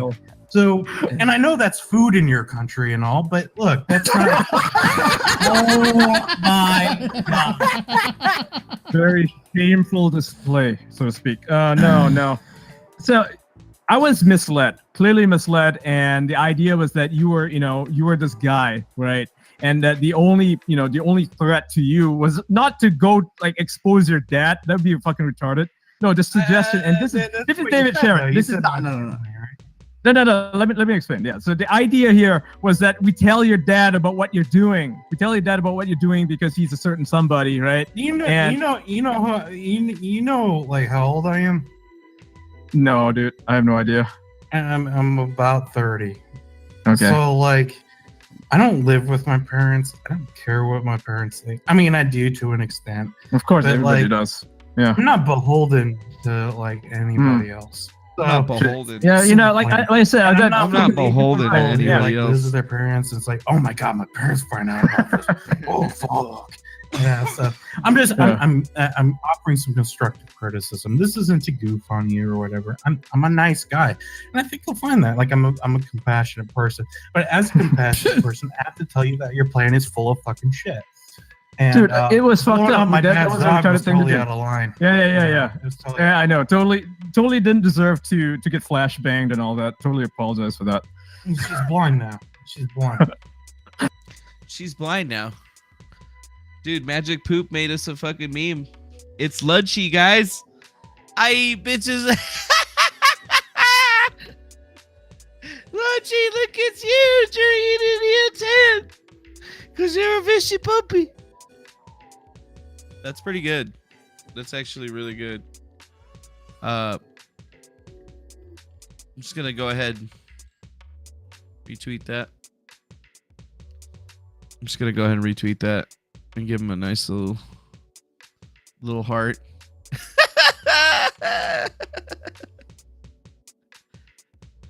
She's like, Daddy, sick of girl. Daddy, you want me to eat his head, Daddy? Yeah, for whatever reason, if Lunchy had a voice, I feel like she would talk like Ariana Grande or whatever. Hi. What are you doing? I'm a puppy. That's pretty good. It's pretty good, though. I like that. I like it. So, we're cool. Everybody knows what's really happening here, man. So, we'll just have to keep going with it and try to figure out how this thing is going to stay the course, my friends. Well, but we're finally getting some follows and shit back. We got a bunch today. Well, we're also losing a bunch too, or whatever. But mostly from dumb people that I don't give a fuck about anyway. Interesting. Her history of far-fetched claims. Oh, no. I don't want to do that. Go back. His history of far-fetched claims. Here we go. Editorial. Gamergate death threat is a slam dunk for prosecutors. Will they act? AKA Brian attempt to use Mary Sue megaphone for a legal crackdown. I see. I see. Death threats, slam dunks, prosecutors. We don't really need to go back over all the Gamergate stuff, but Ian was right in the middle of all of this shit. Had a history of doxing and stalking and putting out people's addresses. And then at the same time was basically supporting the same people, almost apparently like it was no problem. What are you doing? Leader of Gamergate reported. Get out of here, Brianna. Reported. What's this? Leader of Gamergate. She's looking and posted her own info herself. Too bad that thing is fucked up. Huh. That's hilarious.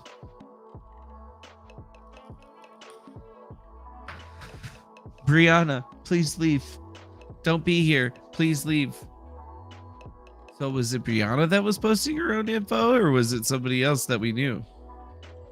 How could Space Cat Gal be doxxed if GoDaddy displays all of her public info already?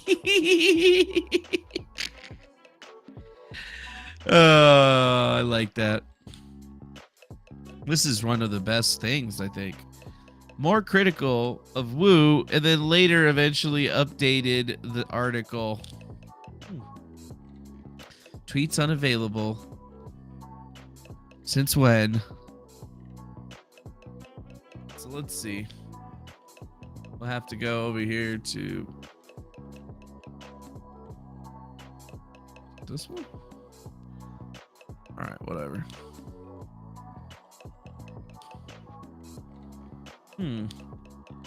Fuzzy Goddess, Kate Ease, blah, blah, blah. Woo wore out her welcome with pretty much everyone when I was active in that whole scene. Huh. Really? Did she now?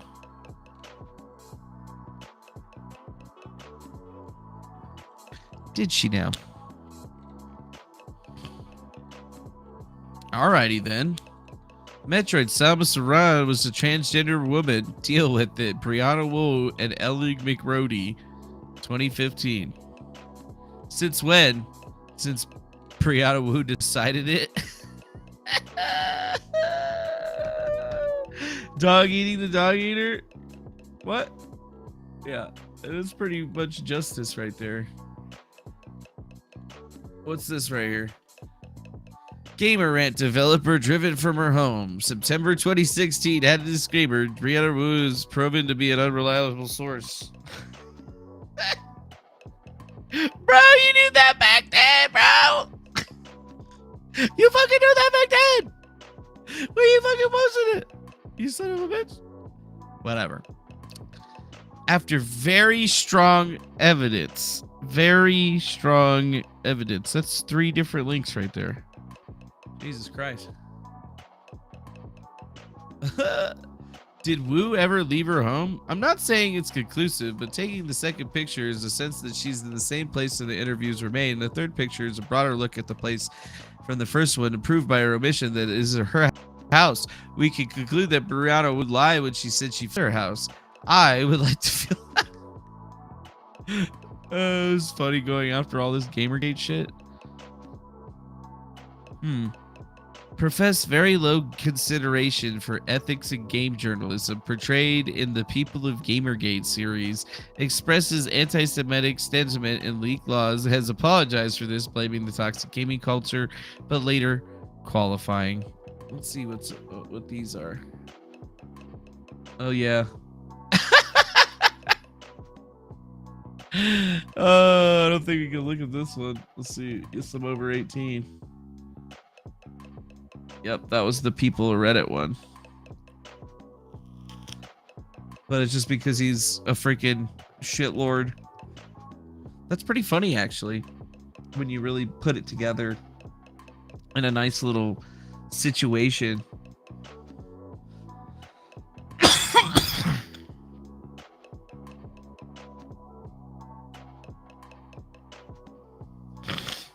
We're gonna have to make sure we get some other shit going on with this thing. So we're gonna have to look into the Chungus a little bit more. I mean, literally, we've gone into all of this stuff to see, and it's kind of funny in a sense that, you know, like once you start looking into his Gamergate shit, it all starts to kind of like make sense in a lot of big ways. Like, it doesn't seem like people are making fun of him just to fucking make fun anymore. It seems almost like he just doesn't seem to understand things. Like these things right here that Ian doesn't understand. Not thinking this guy, thinking Zach Fox made Undertale.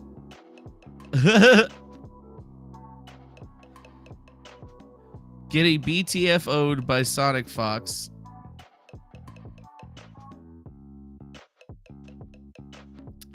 Wow. Wow, we got a new subscriber. Somebody named CJ. Welcome to the channel there, CJ. You should start and advertise a Twitter space talking about this. Why would I do a Twitter space? That'd be lame. I don't have to talk to people. That would be lame. Things Ian Miles Cheong doesn't understand. Climate change and neo-Marxism. I'm going to get shit for this, but here it goes.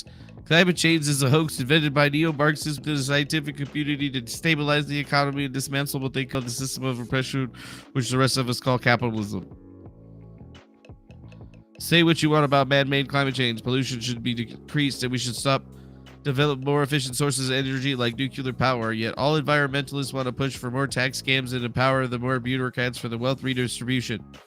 5 years earlier, the ice cap should be completely melted and drown several coastal cities, and they'll still be climate change deniers. Fun times.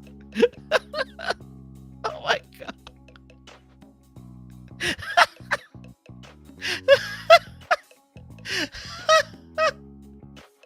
Things Ian Miles Cheong doesn't understand 1000. After a certain point, there should really stop lying about mass shootings. Ben Collins, Mike Cernovich, Gateway Pundit, Ian Miles Cheong today claimed that all Jacksonville shooter was a member of the anti-Trump resistance, citing a Reddit account called Raven Champs. Well, Raven Champs just posted to Reddit about 15 minutes ago that he's not the shooter.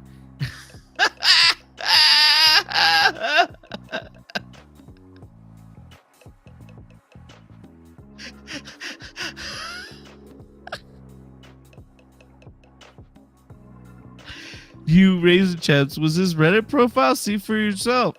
I'm alive, you know. How? Because I like Ravens and not shoot up the Madden tournament? I like the Ravens.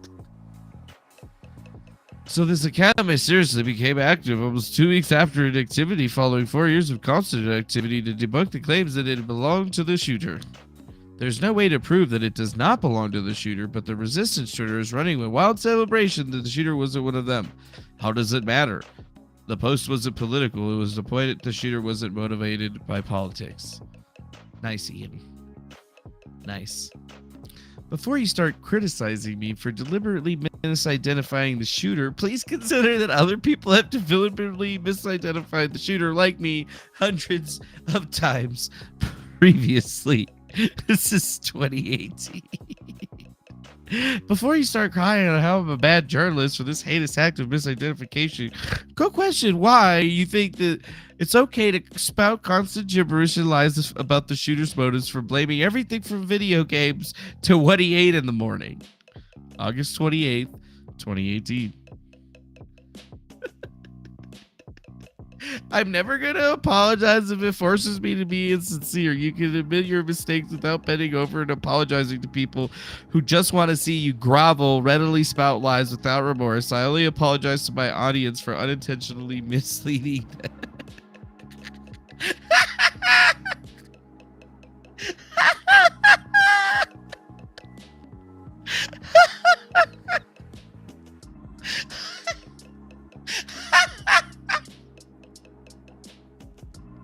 Oh, fuck, this is hilarious, dude. Are you kidding me? Isn't this the 5th time Chong has done this? Oh, better yet, I should change the narrative.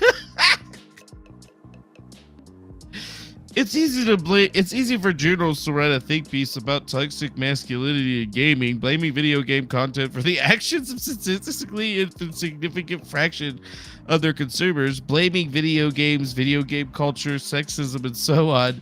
And yet, here's violence in chess.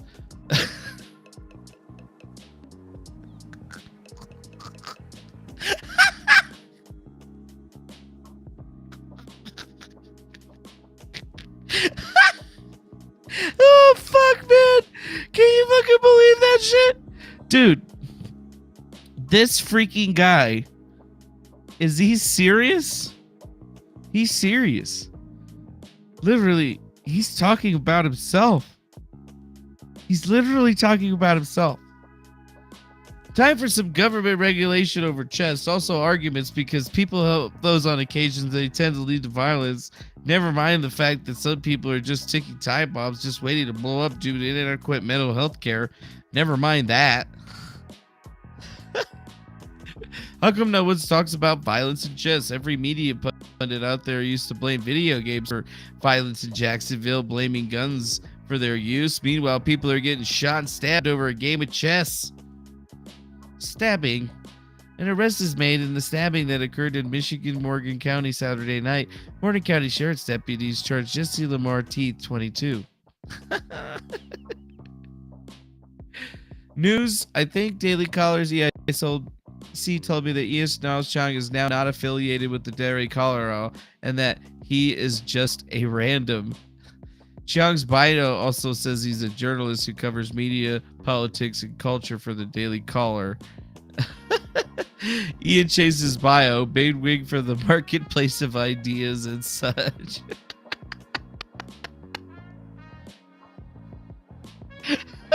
Is this how he lost his job at the Daily Caller?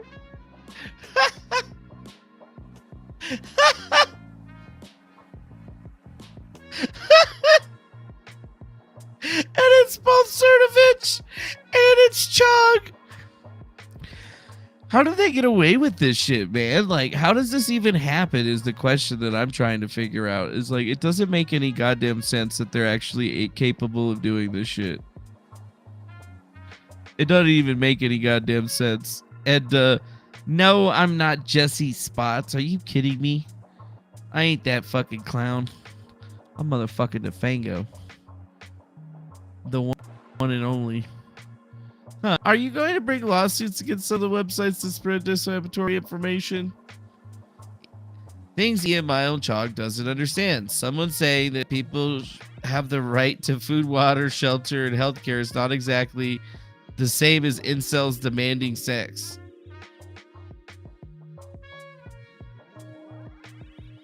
Things Ian Miles Cheong doesn't understand. Number 615. Falling for a 4chan prank psyop and then trying to claim that it's somewhat accidentally somewhat true.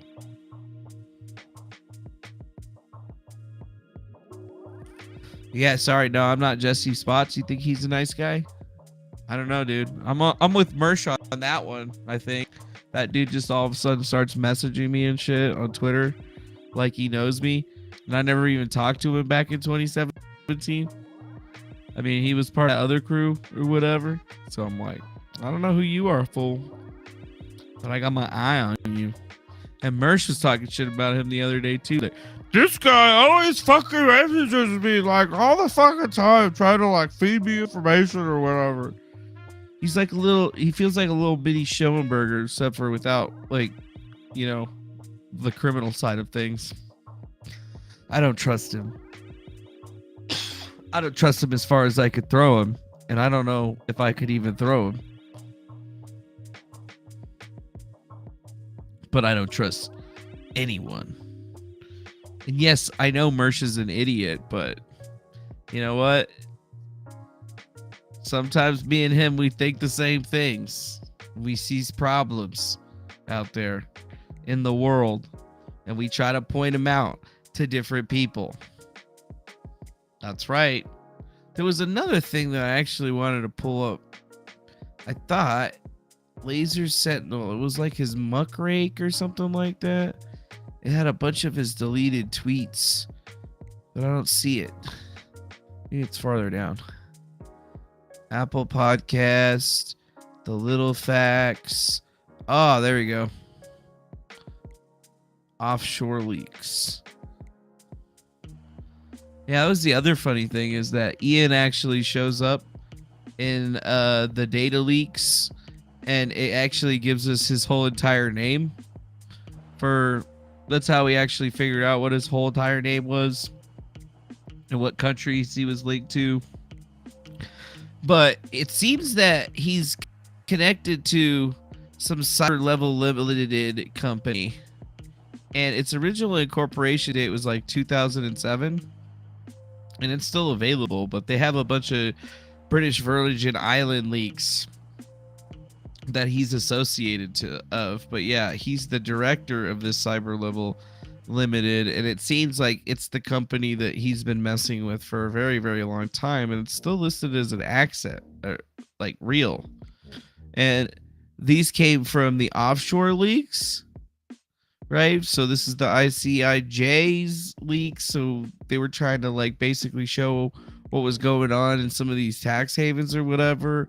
And that's how he actually figured out that, you know, it seems like he's actually connected to a lot of other people, right? Like when you actually start looking at the data sets, this is the same data set, by the way, that Hunter Biden showed up in, where we first originally found out about the Rosemont Seneca company that Hunter Biden, Joe Biden, and all the rest of them were basically involved in.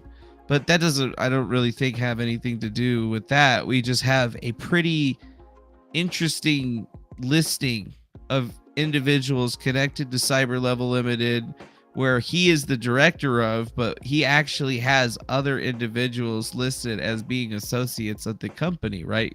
Shareholders. We even have another director of the company and another director, some Ryan Russell Pava, Ning Wang Ma, Ting Li Tang, Ong Tong Wog. Like these, all these names sound really crazy, dude. Yeah, all these names seem like really crazy.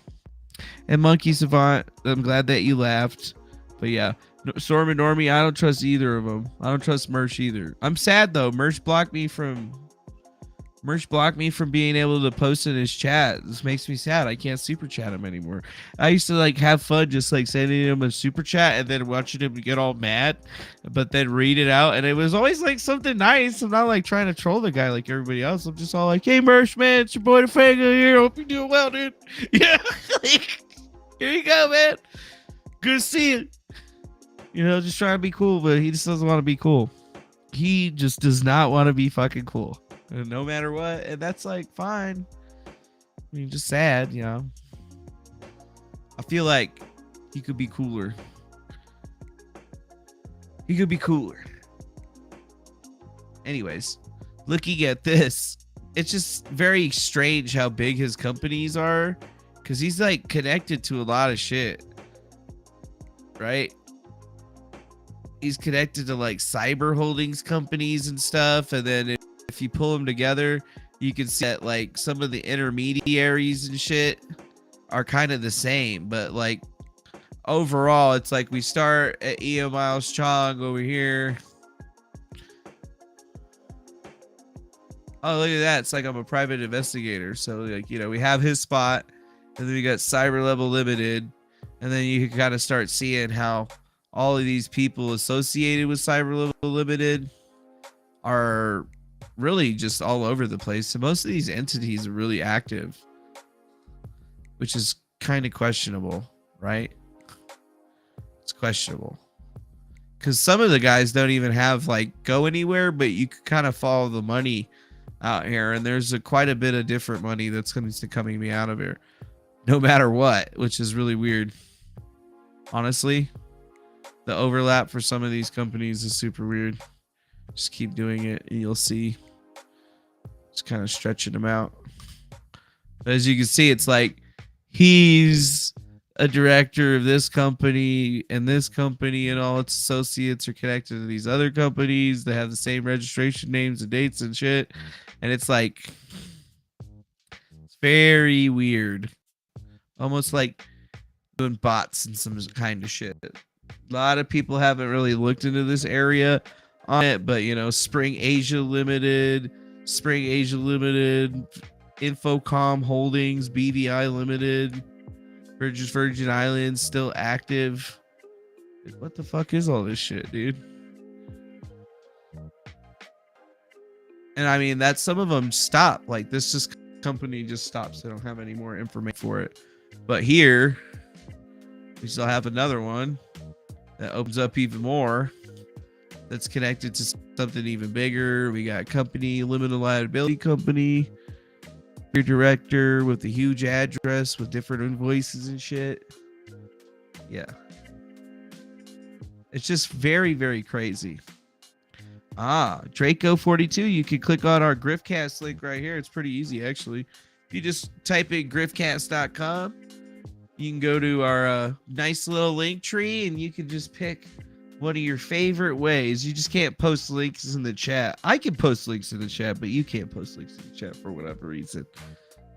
So yeah, you could just go ahead and, you know, like, you got a link or whatever, you can put it in a Streamlabs dono, you can hit me with PayPal, you can send me the link, you can do Venmo, Cash App. There's other options too. You can like Twitter edit to us at like @Defango, or you can like email it to us at hr@grifcast.com. I mean, you could join the Discord.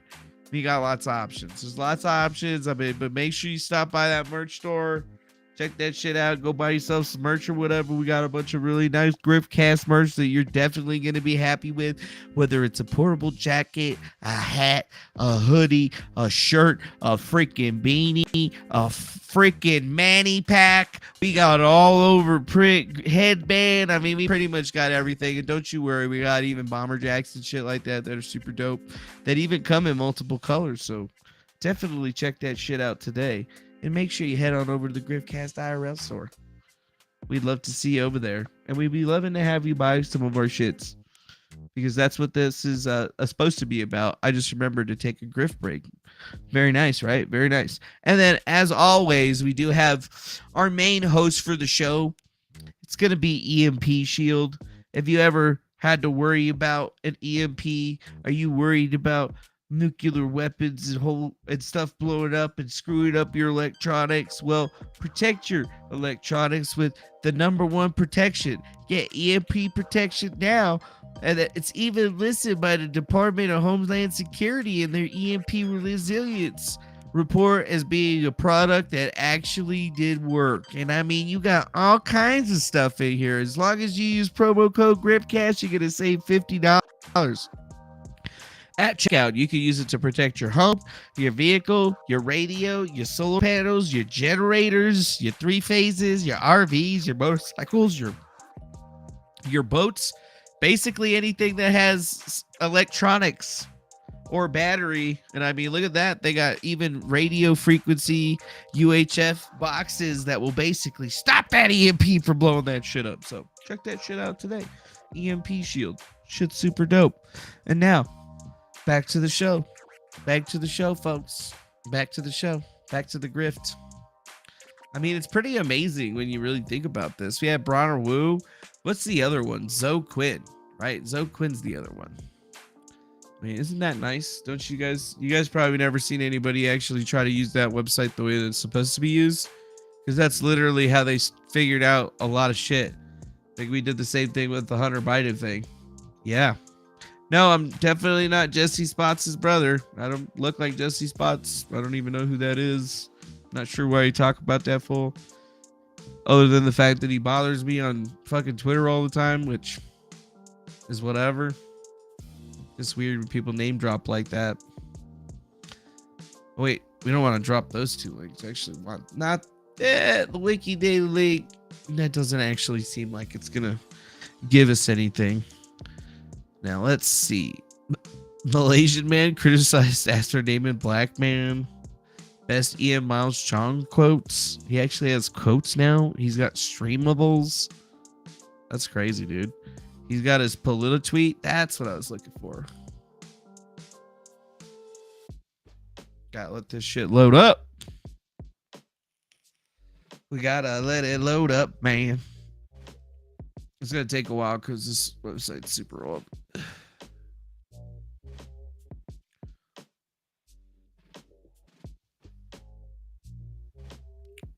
All right, let's see what we got. Why isn't this working now?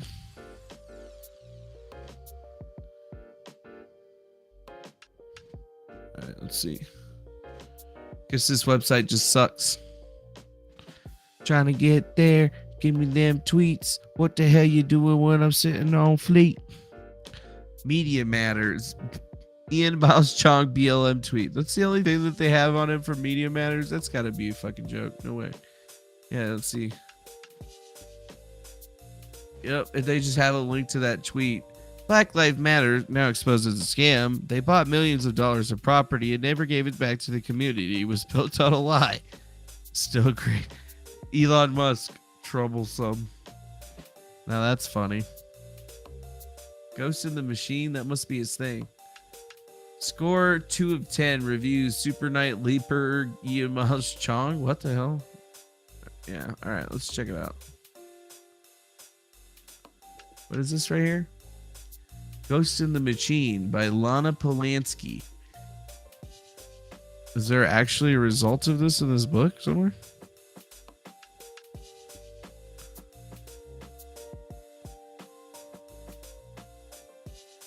Wow, he actually does. Yeah, right there. Hierarchy of Needs. Ian Miles Cheong, 45. Interesting. But I don't see his name on here. Text reviews, Super Night Leonard, Ian Miles Cheong, used with permission. So wait, Ghost in the Machine. What the hell is this?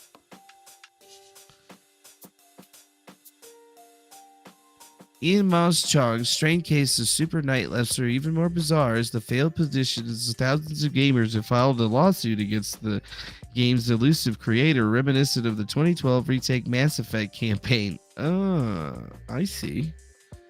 Interesting. Hierarchy of Needs. Ian Miles Cheong. John Hurst awoke at 8 a.m. His bathroom meter was in the yellow, so he went to the bathroom. His hygiene meter was in the red, so he took a shower. His hunger meter was also in the red, so he made himself a sandwich, almost starting a stovetop flare-up.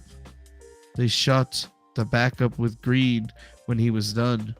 It should have been an ordinary day, but with a nary sound and little excitement, the toilet disappeared. He lived alone after graduating from university. Oh, shit. What's up, sewer guy Rob? Thanks a lot for that 44 months, dude. 44 months of being a member. Damn, dude, I really like those memberships, man. That's like the best thing. And he's not even here right now. That's just like a thing resubscribing it for him. So, you know what? We're just gotta be like, sewer guy Rob, thanks for the 44 months, bro. All right, there you go. Send him a message. I'm pretty sure he got that. He's gonna be all like, who the fuck is, do you hear that singing? And his wife's gonna be like, shut up, you don't hear shit. I don't hear shit. Go to sleep. He's gonna be like, I swear to God, I could have swore I heard an angel singing or something, saying like, thank you for the 44 months. What does that mean? I don't know. Super weird. Yeah, what is this weird ass book that I'm looking at? What is this fucking weird shit? What is this shit? Lana Polanski, Montreal-based game critic and amateur maker. Brendan Keogh, writer. Ashton Reyes, author. Dennis Farr. Maddie Myers. Matt Ritchie. Ian Miles Cheong, editor-in-chief of Gamer Rants. He also enjoys playing with his dog Isengard and reading a manner of science fiction novels in his spare time. There's a lot of people on this. So this is like some like old fucking book shit that they were doing back in the day or something. Interesting. I don't see anything else in this thing.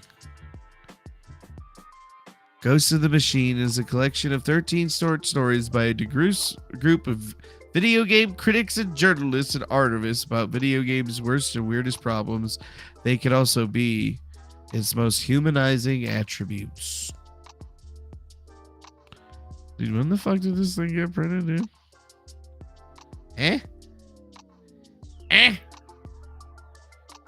What the fuck did I just read? God damn it, how come I can't get to the beginning of this shit? There we go. Copyright 2013. Without limiting works. So this is what the gamer journalists did, is they wrote a book. Fucking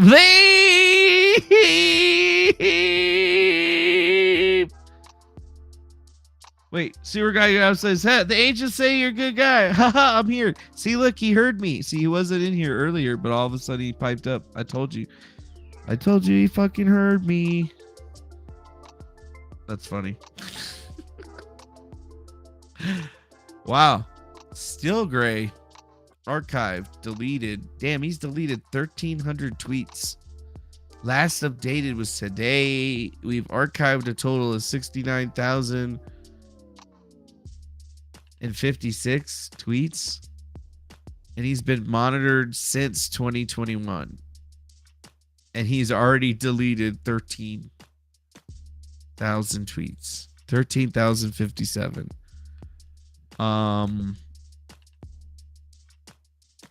Damn. Yeah, let's look at all the deleted tweets. Hibernated, deleted. What does hibernated mean? Hibernated? What the fuck? What the hell's a hibernated tweet? Wow, look at all this stuff. This is some Call of Duty levels of intense. You don't expect to see this IRL. What the hell? He paid the $8. Still Gray, we need to talk about Elon Musk's Twitter file bombshell. Twitter should hire someone's sole job is to ban pedophiles and tube files. Bigotry proves of fascism. Mario Narfall. Huh. Meth. Holy hell, Kanye West is now denying the Holocaust. December 1st of 2022. Holy hell. You were denying the Holocaust like literally 10 years ago. Retweetkid.com. Here's a recording of our Twitter space with Elon Musk today.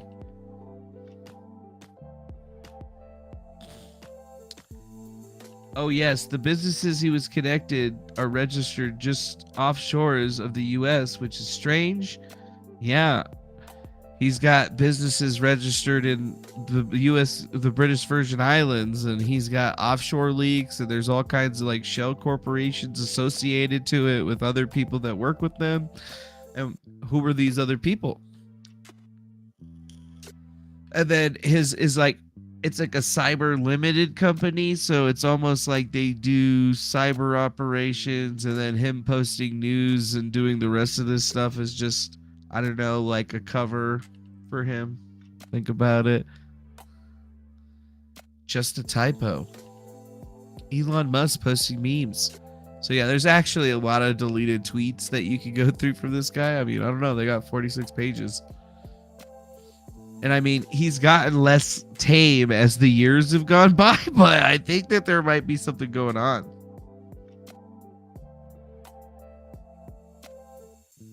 Yeah, the businesses are strange. So let's see if it'll actually let us go to the very end of that.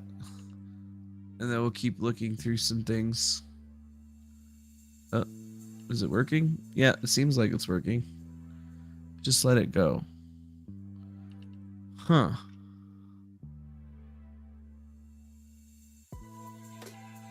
Dubious claims of cement joke shakes. Mother Jones.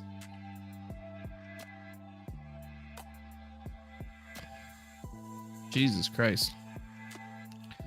Look at all these fucking pop-ups. Get out of here. Oh, we actually popped up in an Andy No piece. Oh yeah, right there.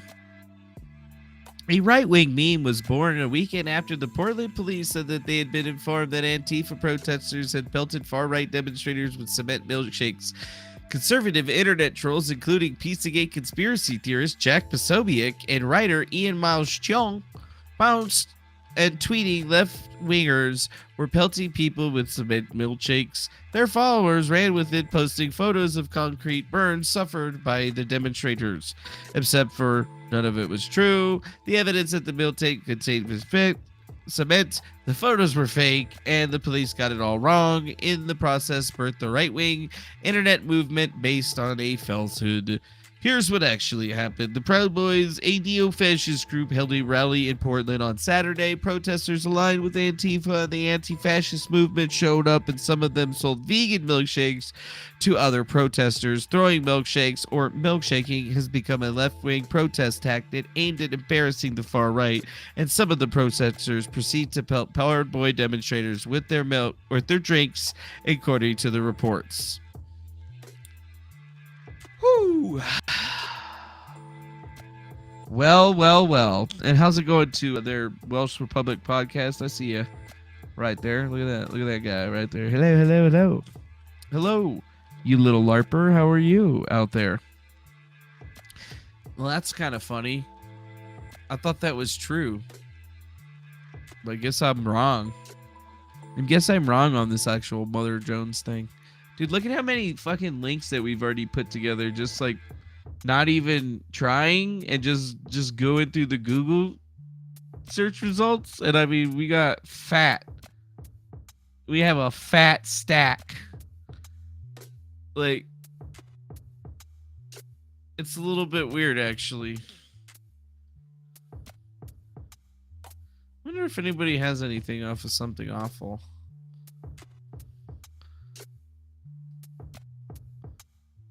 Let's see, is there anything on that from Something Awful? Yeah, no, I don't actually see anything from Something Awful. Maybe if we go by filters, let's do upload date. So we got this. Now let's see what the last couple of things were. 6 years ago was the last time somebody put his name in there. Richard Lewis show. Talking video games with Fringy and Ian Miles Cheong on Rags. Not even a show. Talking Antifa VidCon with Ian Miles Cheong. Twitter versus Ian Miles Cheong. Blowbacks.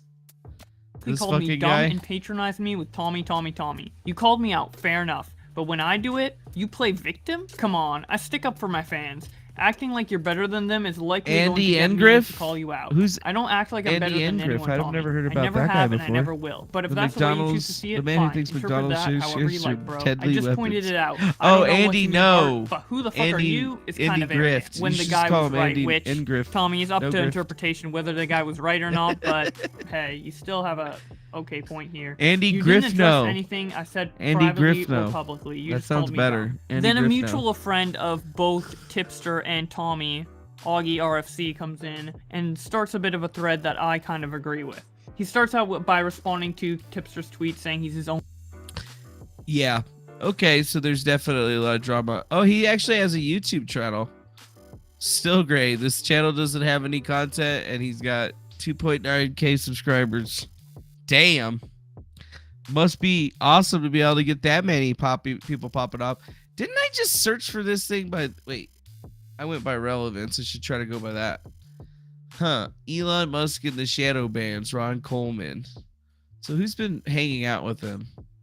Elon Musk, Ron Coleman podcast. That's 3 weeks ago. Ian Miles Cheong censors and mutes Pietro Cruzin and Mario Nofo. 7-8 years where he has become increasingly paranoid, increasingly driven by ideological extreme values, and in this desire to want to restore Russia to some degree of greater... Wait, ideologically extreme values? Like what exactly? You need to specify what you mean by that. Well, the belief that the entirety of the Ukrainian state is run by Nazis. I think that's probably a little bit of an overstretch. No, but what values are we talking about? Are we talking about traditional Christian values? Are those ideologically extreme values? No, well, Ian, for example, children to be groomed by his aren't just transgender Christian people. values, Ian. His is to make the entire Russian state homophobic to anybody who doesn't. Homophobic? How exactly anti-grooming laws? You can't walk down the street without being. It's not. It's homophobic for Ian, having the exact same. Wait. So Ian, you're saying Christian values are the exact same laws in Russia going on right now. So how can you say that it's homophobic to not want your kids to become trans? How is that homophobic? It's not just anti-trans, Ian. It's not acceptable to be gay. It's not acceptable to. Anti-grooming law is it's an anti-Western propaganda law. Anti-LGBT propaganda is not the same thing as anti-gay. It's not the same thing. He's from fucking Malaysia. Ian, it is not acceptable. Semantics here, and the point I'm making is, and I want to bring back to Ukraine. No, it's not semantics. It is very much like semantics. If you don't want your because kids you're to be talking, groomed Ian, into becoming about trans people, it's not the same as saying because homophobia. We hate So Piotr, yeah. Go ahead, Piotr. I'll let you finish your point, Piotr, and I know Catherine wants to speak, and then I'll let Ian respond. Ian and Alex. Yeah. Look, so Ian, I'm not going to entertain this point much more. I want to focus on the war itself, not about LGBT politics. Then why bring it up? Why bring it up? Focus on the war. Okay. Thus far, in order to perpetuate this idea that sending them endless weapons, sending the Ukrainians endless weapons, is actually helping. It's not actually helping anyone. But it is because they're winning.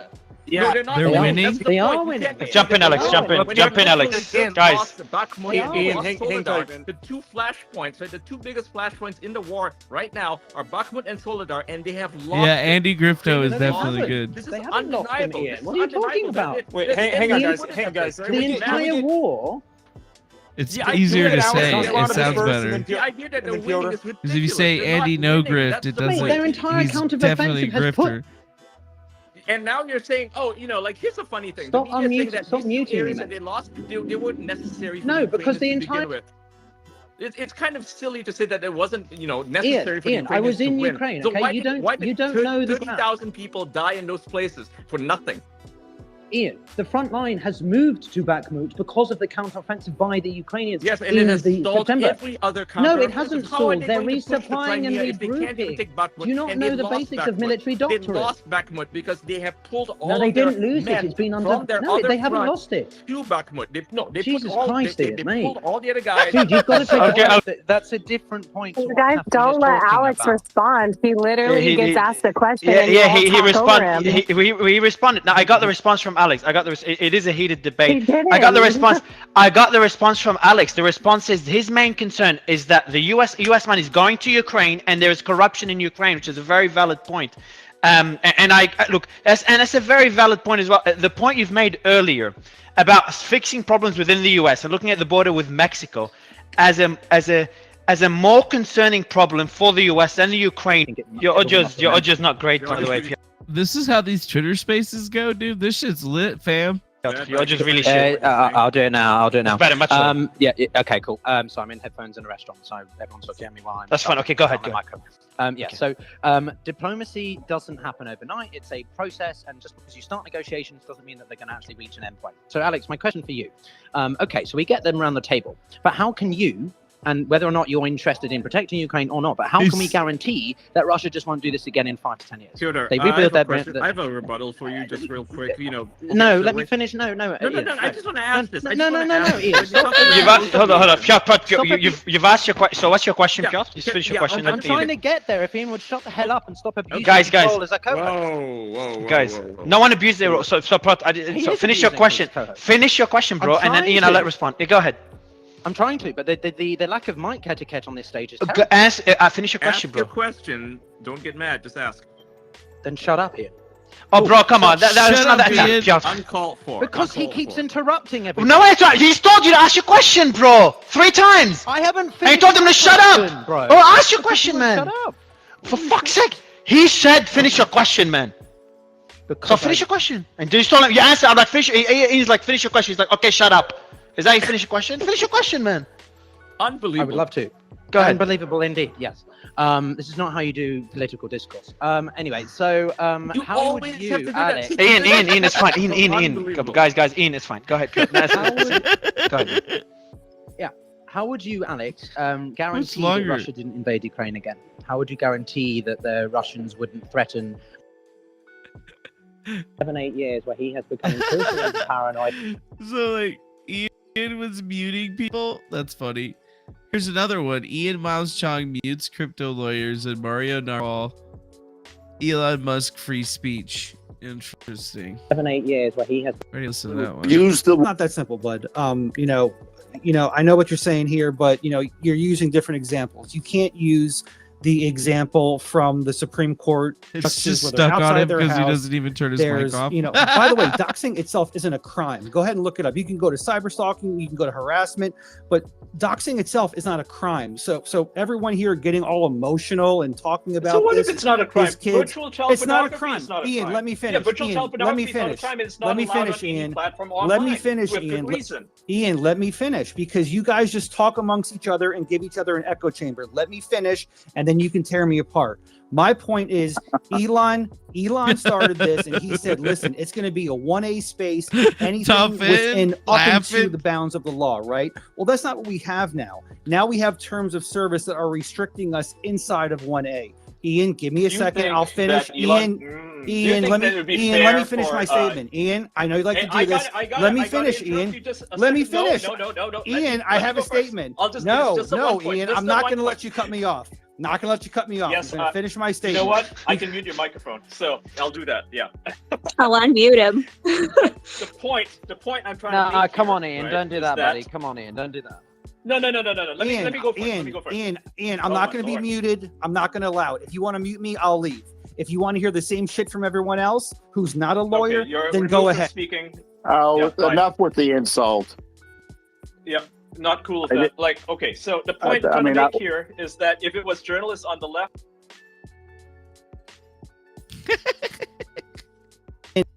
and up into. Oh man, I love this shit, dude. He just got ball gagged by. He just got cucked by. Wait, where's the vid? Oh, dude, that would have been so cool if I would have been able to pull it up. Like, where did it go? There's too many fucking tabs, man. Oh, that guy. Or wait, this guy right here? Wait, where did it even go? How have we opened this many fucking links this already? This can't. Damn. It's way back there. I figured it was gonna be farther up. That's my bad. That's that guy right there.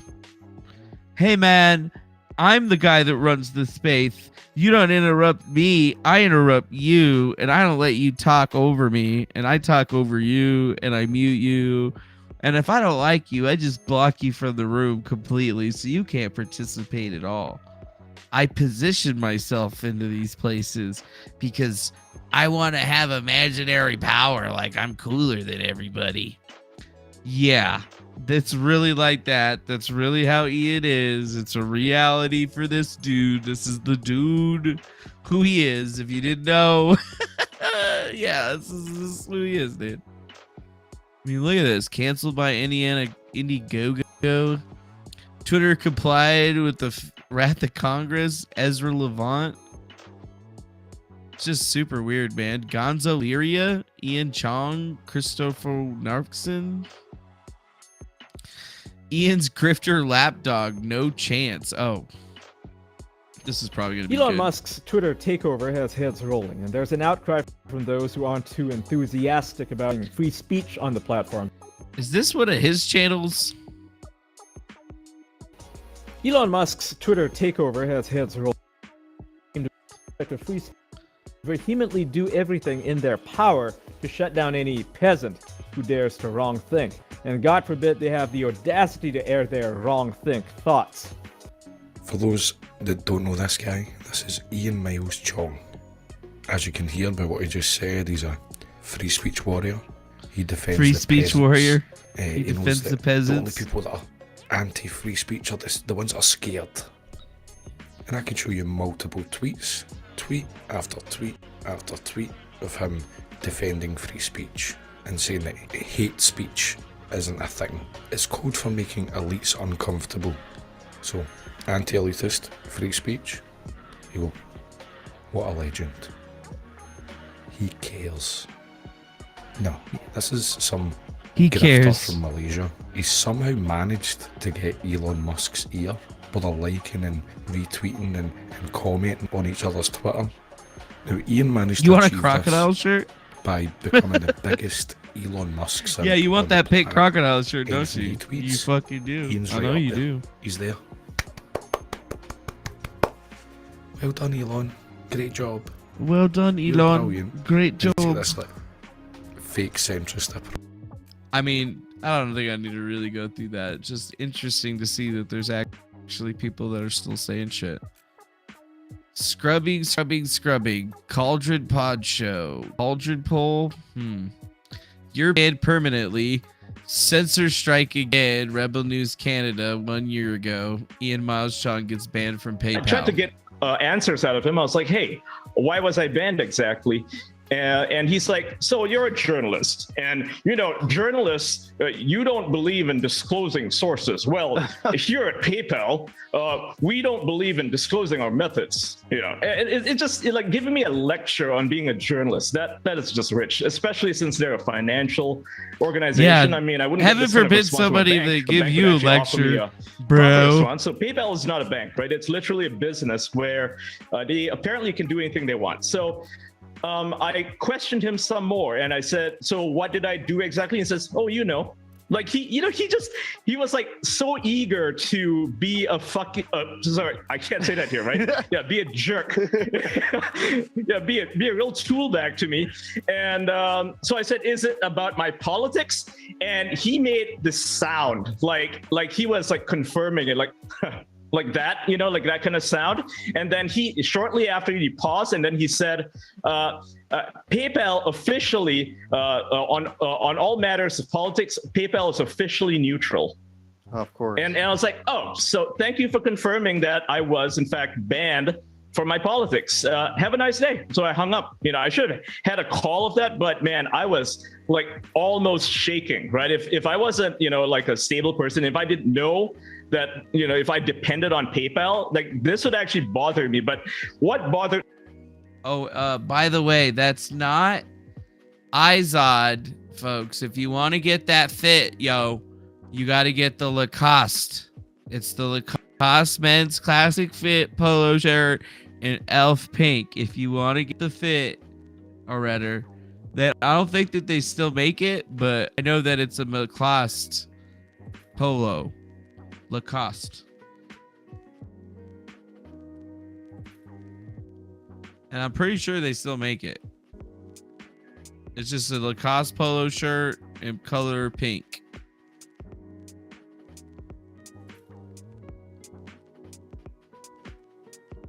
Right there, dude. And if you want to get the OG one, that shit's expensive as fuck. You want to pay $110 for a fucking pink polo shirt? Understand, best believe, I understand my clothes, okay? It's a Lacoste, and it's $100 plus. And they have it in a couple of different sizes, although I'm pretty sure the one that he's wearing is the slim fit. Yeah, maybe the slim fit, He just had that Lacoste polo, and he's like, yeah, girl, I got that pink shirt on because I love pussy. I love the pussy. That's exactly what he was probably like back in the day. Seriously, this guy was a lady killer back then. He's a lady killer now. Look at him. Let's go take a look-ski at him. Oh, wait, was that it? No, is this what me the most is his attitude. Like, he didn't have to be like that. He could have been, so that, check T-Day Max. Can't explain to you why not we're banning you, crocodile, but, that's these are terms and services. I hope you understand. He could have been... Really, bro? Maybe his mom got him that. Really nice. All it takes is a few extra words, but he was smug.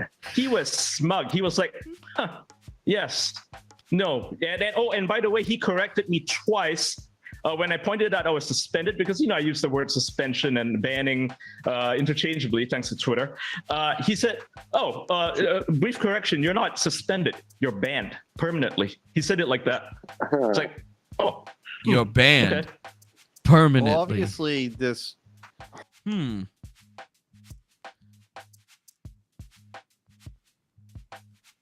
PayPal. It's funny, I still haven't even gotten to the Kiwi Farm shit. Well, obviously, I'm not going to be able to see that shit.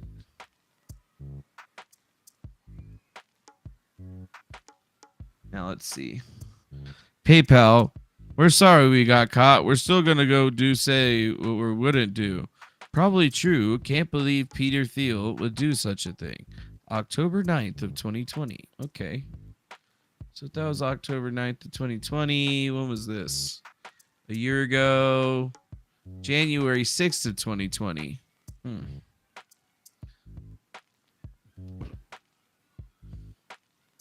So let's see. Ian Miles Cheong.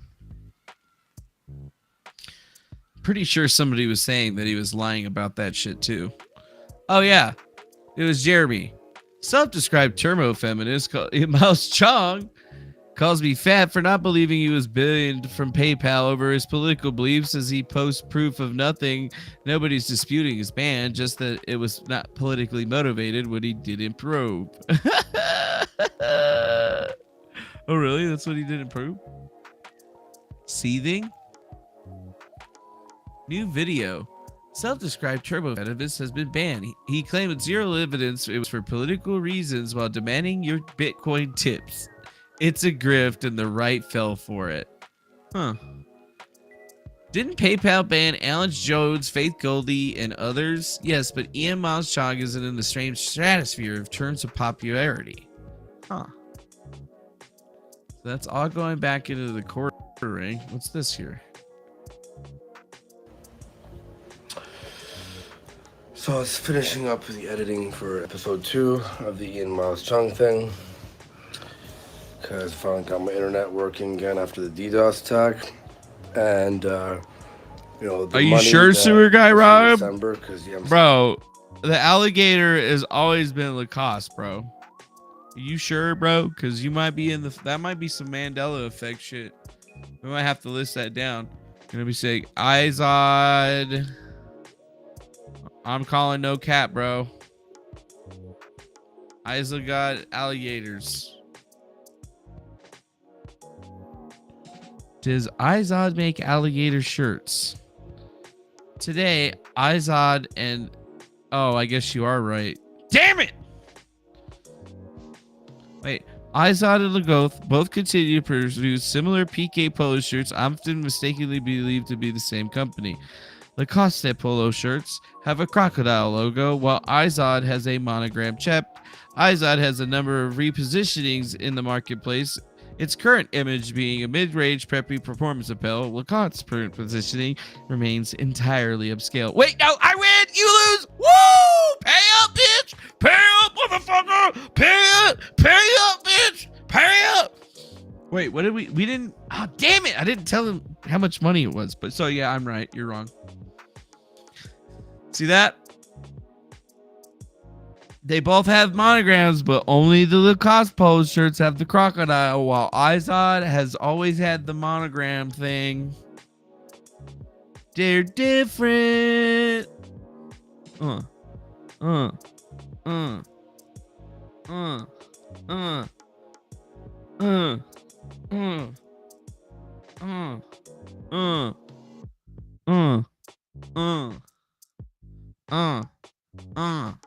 Yeah, that's right.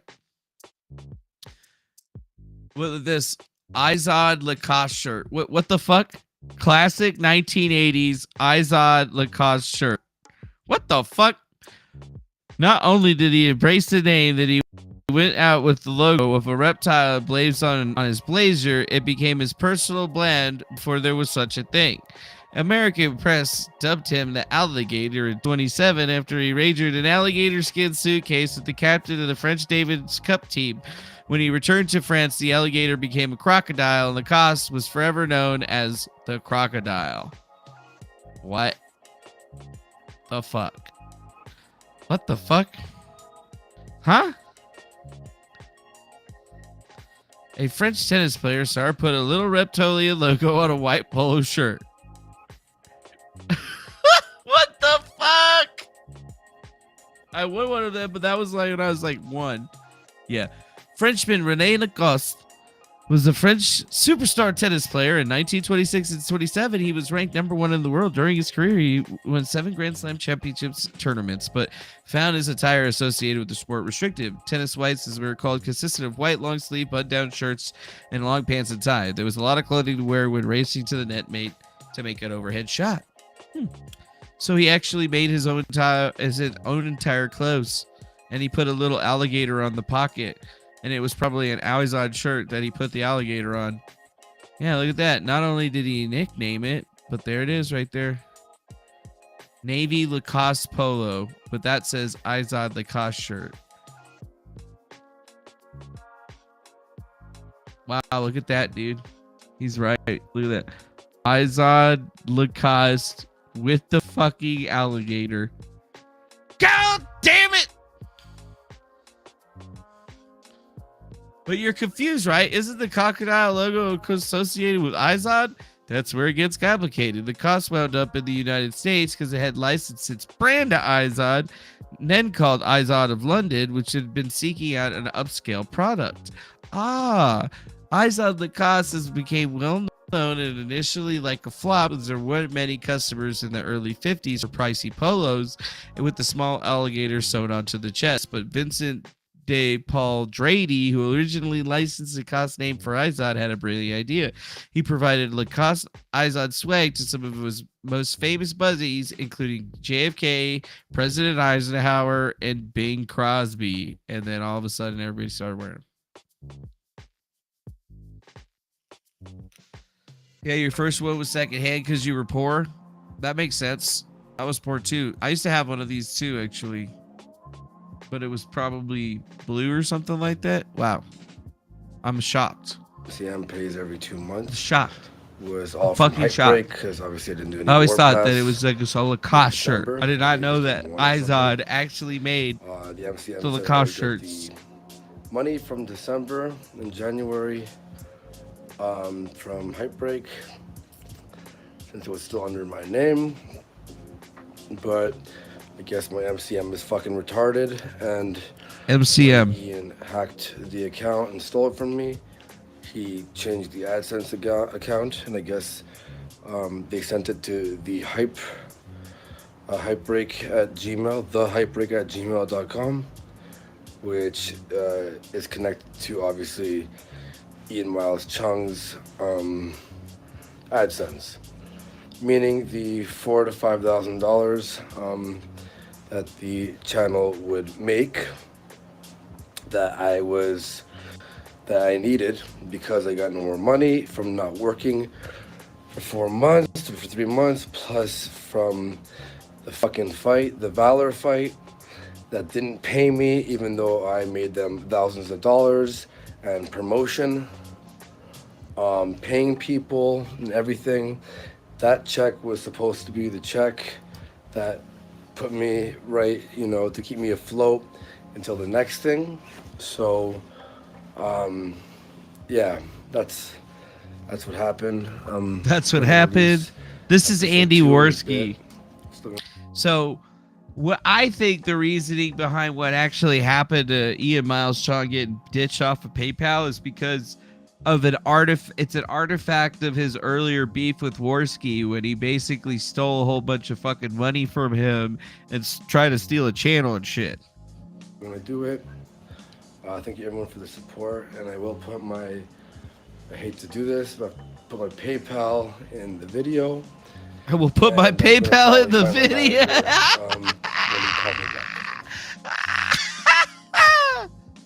Wow. All my money was stolen by Ian Miles Cheong because my MCM was careless, and that was a check that was supposed to save me from the spiral of making no money for months and spending money on a fight and Hypebreak. Part 2 will have my PayPal. I'm upset, but I won't give up. Yeah.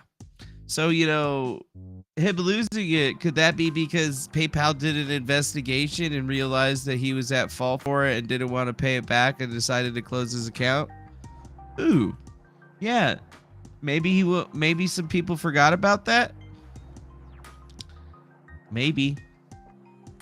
PayPal belongs account. PayPal belongs account. PayPal belongs account. PayPal bans account. Not a good sign. 2022. PayPal recently bans gays against groomers, evolutionary biologist Colin Wright, and journalist Ian Miles Cheong, who regularly expose the dangers of transgenderism to minors. Interesting. Connie Bevan. PayPal's new acceptable use policy at the beginning of November 3rd, 2022 will enable the company to draw $2,500 from your account if they find that you've said anything objectionable. Interesting.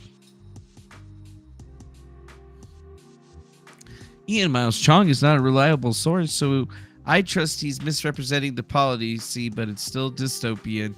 He's kind of already happening with the success campaign for the Cloudflare to stop hosting Kiwi farms. This shit needs to stop. It's gotta be something where somebody says that he lied, right? Literally nothing, huh?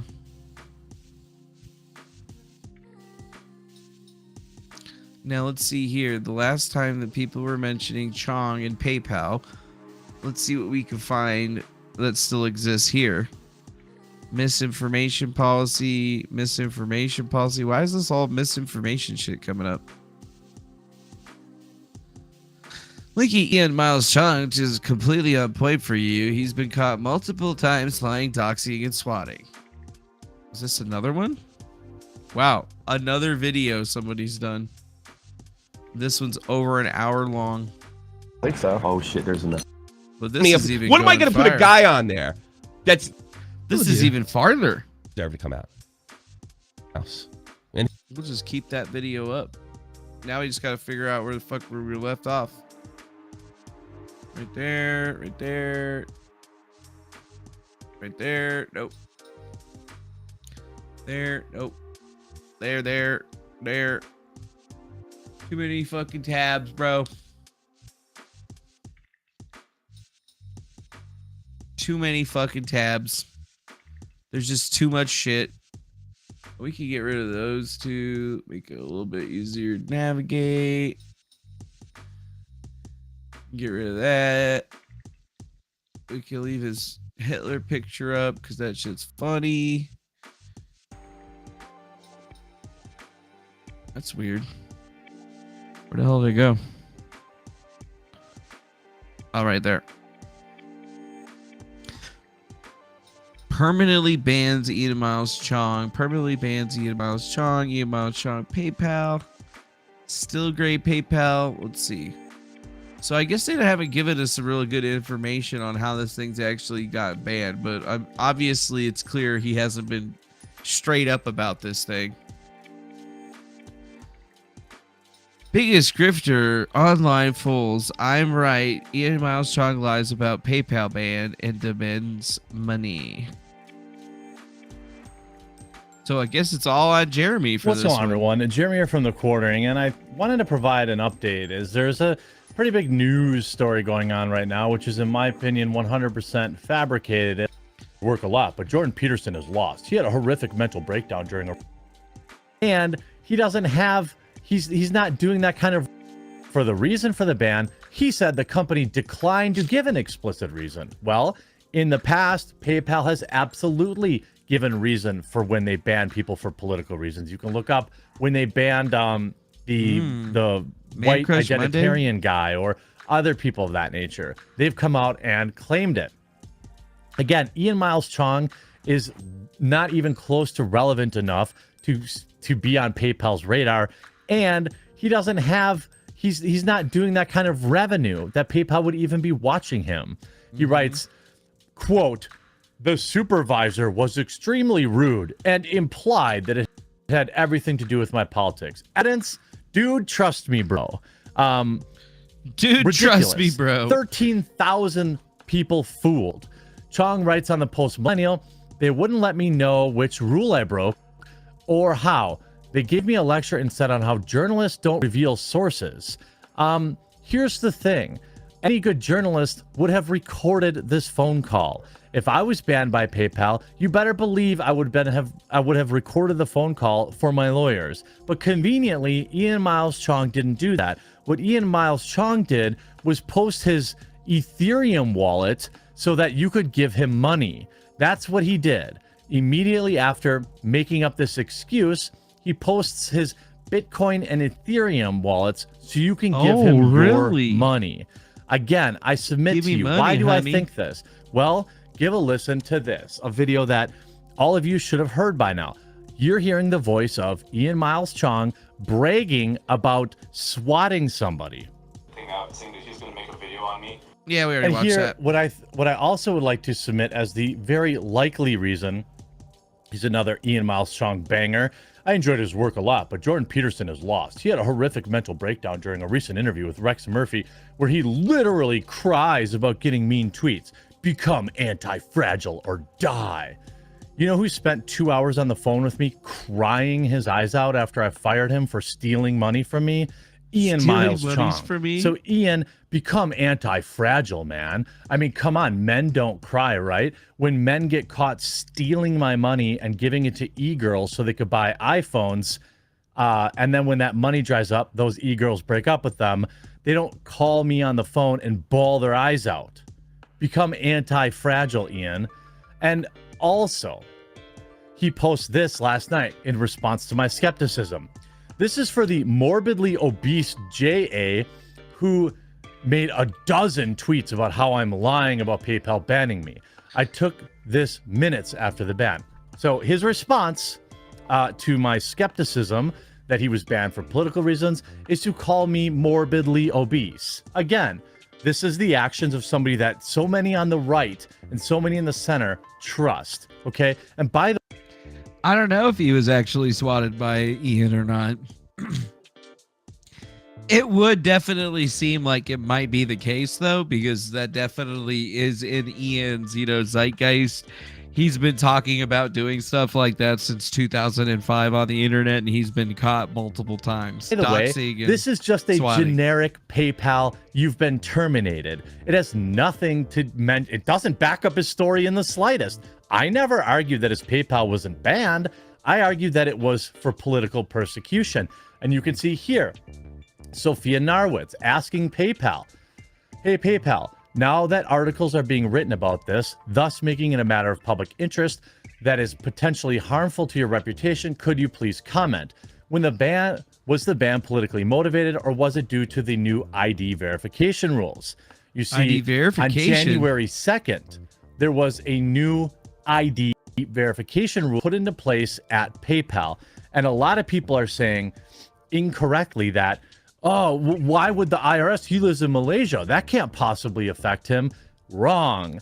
Look at what YouTube did when it started taxing every single international YouTuber simply because the money was coming from the United States. That happened late last year or in the summer.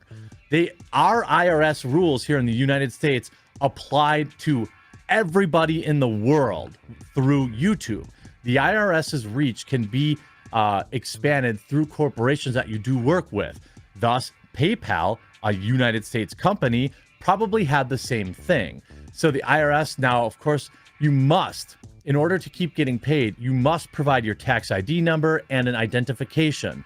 I would submit that this is highly likely to be the reason that Ian Miles Cheong was banned, and not political reasons, based on the numerous lies that Ian Miles Cheong has told over the years. Now, if you want to close your eyes and say everybody on the right is just good because they agree with me, or everybody in the center is just good because Ian Miles Cheong is a fellow, and he doesn't like SJWs.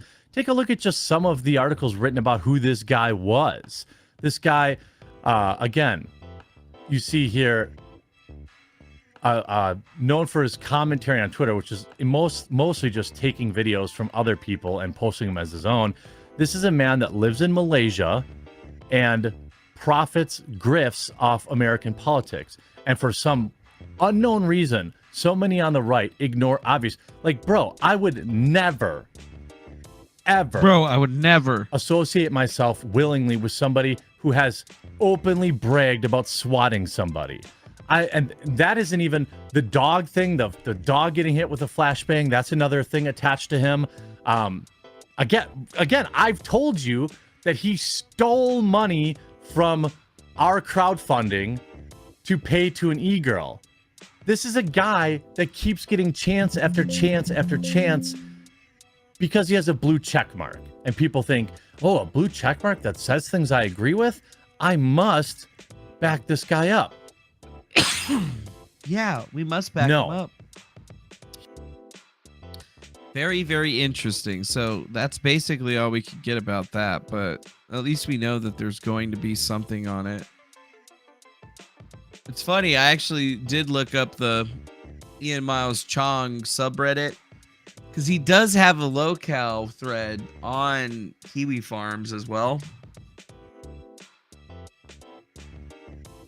He channeled his inner Grant Amato. That's funny, dude.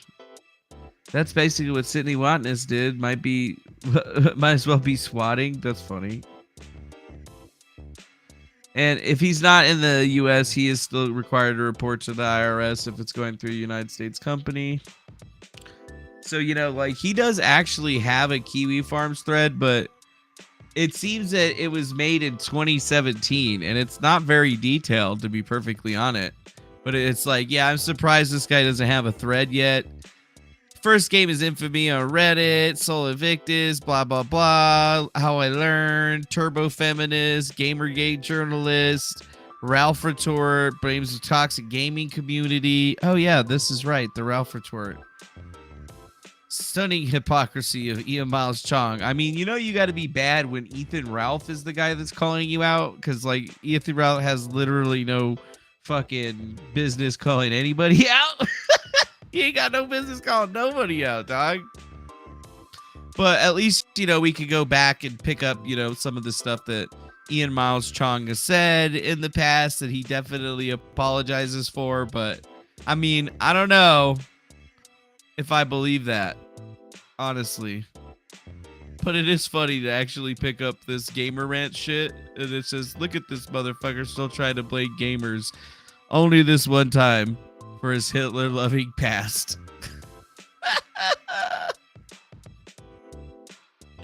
It's like literally the only things that they have. And then it says, yeah, he also white knighted Pepe and then immediately backtrack on it. He also made an ass of himself this week by using the N-word. Yeah. Stop freaking out over people say, or PewDiePie saying the N-word in a heated gaming moment. Watch, there's going to be 10 articles about it.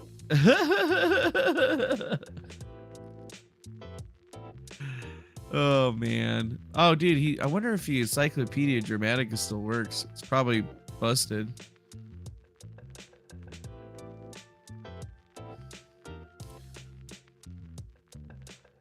We'll put that in there. Damn, that shit hasn't been up since then. Go April 5th. Second one. I was wrong about Pepe. He has been fact to become an anti-Semitic meme.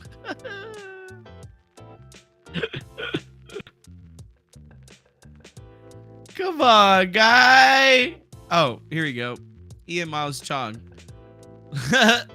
Ian Miles Cheong Wenzang, aka Little Hitler, was born in Malaysia and is being and Malaysians are the blanks of Asia. He soon became a self-hating Asian white supremacist. Look at all this shit. This is where it gets crazy. Encyclopedia Dramatica plays connect the dots. Ian Miles Cheong, he is a man who is proud of his European heritage. Writes for Alex Lichtenstein of Critical Distance, who is dating Zoe Quinn, who is literally #1 in the whole entire situation for Gamergate. And yeah, Ian Miles Cheong was credited in the game by and gave positive credits to Zoe Quinn on his gaming journalism website called Gamer Rants, right? And that Gamer Rants website was employing another person named Holly Green, who was writing various different articles for different gaming websites. And she tweeted, then deleted tweets that implied she worked at and was fired for complaining at sexual harassment over at Destructed Gaming, which was a gaming journalism website, which ended up banning discussion of Zoe Quinn, who was dating this guy who... You see where I'm getting with this? This is the thing that Ian Miles Cheong is very, very, very, very clearly so intertwined with this whole Gamergate thing that I think a lot of people haven't really taken the time to actually spell it out pretty quickly, because he was involved with every single person associated with the beginning, middle, and end, and wrote all about all of this stuff, and pretty much didn't disclose almost any of it, which is kind of interesting.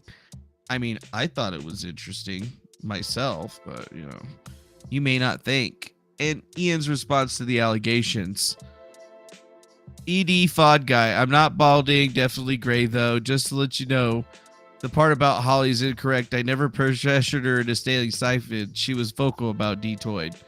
I have never been either, but when I want you to know every entry of ED consists of mockery, it might as well be mad at the whole site. Yeah. Think about that.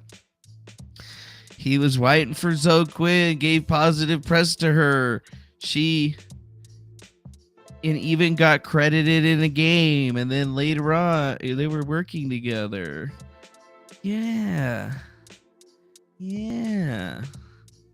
That's so weird, man. You know, it's almost like they just put it all together in some weird way, and then everybody just kind of forgot about, like, I don't know. And it's weird too when you come over here and you start looking at the Gamer Ants website. Find young capitalists, seemingly noble goals. Huh, what's this? Find young capitalists? Let's see. Well, what's that? When the conspiracy broke out in light of allegations, it's all still there. The favorable coverage from Kotaku in exchange for sex, the Redditor using the handle Silly Slater claimed that Depression Quest developer Zoquin deliberately sabotaged the Fine Young Capitalist efforts in order to promote Rebel Jam, a similar event she's currently organizing. It was alleged that the facts Zoe had provided for either the fabricated or severely embellished the threats made against her, yet do not do such a thing, instead of being little more than implications and innuendos. Wait a minute. A Redditor by the handle Silly Slater. Silly Slater. Didn't we see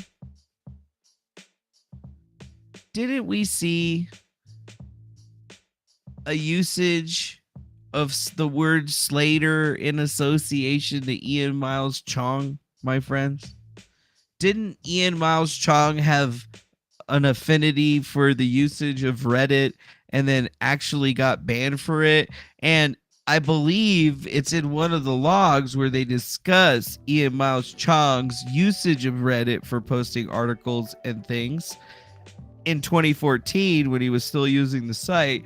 Wasn't it said that Slater or some kind was also utilized in the naming convention? I think we got that around here somewhere. We're gonna have to find it.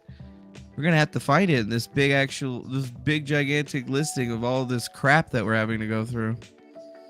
And why are they doing this to us? Oh, because this is how we did the thread in the first place, and this is what you guys wanted to see. Old school, good old-fashioned things. So definitely, please send money, because this show today is 100% work, only 10% grift, and 90% me loving you guys. So thank you for being here with me and hanging out and enjoying the scene, because I think we're starting to figure out a lot more about what was actually going on in this situation. I mean, if you're with me at least and you've been following along for at least a little bit of time, you'll start to realize that maybe it was a little bit more manufactured than people originally thought, because all of these people had been hanging with each other for quite some time, talking about stuff. We had a Reddit moderator that seems to have an affinity for using it. Is this it right here? Reddit mod talk leaks. Deleted his account because of that Reddit. Yes. I don't use alts, but some people pointed out that it was Soul's alt. Soul was Ian Miles Cheong. I noticed that he was submitting articles on the website, putting 2 and 2 together. I think it was here, right? Yeah. I think it was here. Actually. Oh, it's Slaterhurst. Slatter. Silly Slatter. Slaterhurst. It's so close. They're so close. No matter how far. So yeah, make sure you smash that like button too. If you got anything else to do, if you don't got any cheddar for your boy Cheddar, then that's fine. So it was Slater Hurst. I'm still saying though, it's like it's almost too coincidental that he would have even been here. And think about that. When it broke out with Zoe Quinn, it was Silly Slatter that claimed a Crescent Quest developer literally sabotaged the game. Who would have known something like that unless it was a guy who had already had a whole lot of time and effort inside of the Gamergate conspiracy to keep it going, and who knew how to use Reddit and would probably have inside information on games where he actually got shoutouts about. Yeah, Fine Young Capitalist claimed that on August 19 that he had been doxxed, had his personal website information shared online by one of Zoe's associates. Yeah. Randy Curious, have you heard of a show called AM Wake Up on Rockfin? No, I don't have a Rockfin account. Don't watch the Rockfin website. Seems very, very suspect to me. Very suspect. Slater Hurst, Silly Slatter, Heat Street, Pepe the Frog's not a racist meme. That's probably one of the biggest pieces of punch in this whole entire thing that I think a lot of people have missed over the years, is the fact that dude's a fucking snake, bro. He lost his PayPal account, lied about it. It seems that it's got to have something to do with this whole situation that he was in with that interesting individual otherwise known as Andy Worski, who he was running a channel together with for some time. But now we're starting to wonder, you know, like Internet Explorer, how Andy Worski destroyed his YouTube career, right? People actually talk about it. Red Bar, Mike from Red Bar owns Jesse from Pot Awful. Hey everybody, welcome back to my channel. My name is Emmett. I think I'm particularly demanding. Single camera angles, no scripting, minimal editing. The live streams were even easier and on some occasions more successful. However, that gargantuan live stream marked the beginning of a downturn for Worski's brand. The several dozen videos that followed Blair White's appearance struggled to break 100,000 views, with a rare video managing to break 200,000 here and there. Videos that targeted old favorites of the channel, such as Riley J. Dennis, Onision, or Francesca Ramsey, would perform favorably, but the content surrounding it would acquire less and less views as time drifted further away from the fervor of the 2016 US presidential election. During that time, the Worskis would increase the rate of live-streamed interviews and discussions with other notable internet personalities in the anti-SJW genre, such as the deeply partisan bullshit, or other free-form commentators like Some Black Guy, Poisoning the Well, among many others. It was near this point that the Worskis launch would become the future of the channel, Worski Live. Every episode would include a new internet personality for a long-form, unscripted discussion. There were some repeat appearances, such as Bunty King's appearance on episode number 1 of the show. My name is Josephine, who had already appeared on Andy Worski's channel. Damn, it seems like a lot of people went through the rise and fall of Andy Royski. Last thing that dude did was fight somebody, Salt Poppy, and he got knocked the fuck out. All right, we got Salt Poppy against this Worski dude. I don't know who Worski is. If someone can tell me in the comments. How about Salt Poppy the Southpaw? Poppy's so good though. I've been seeing all his videos of him training. He is nasty. Salt Poppy. Salt Poppy. Oh! Boom! Boom! Boom! Boom! And he's down! Poppy's the real deal. He's done. He's done. He's done. End it. End it. He doesn't know where he is. Salt Poppy making a statement with that one. Oh! All right, we got Salt Poppy.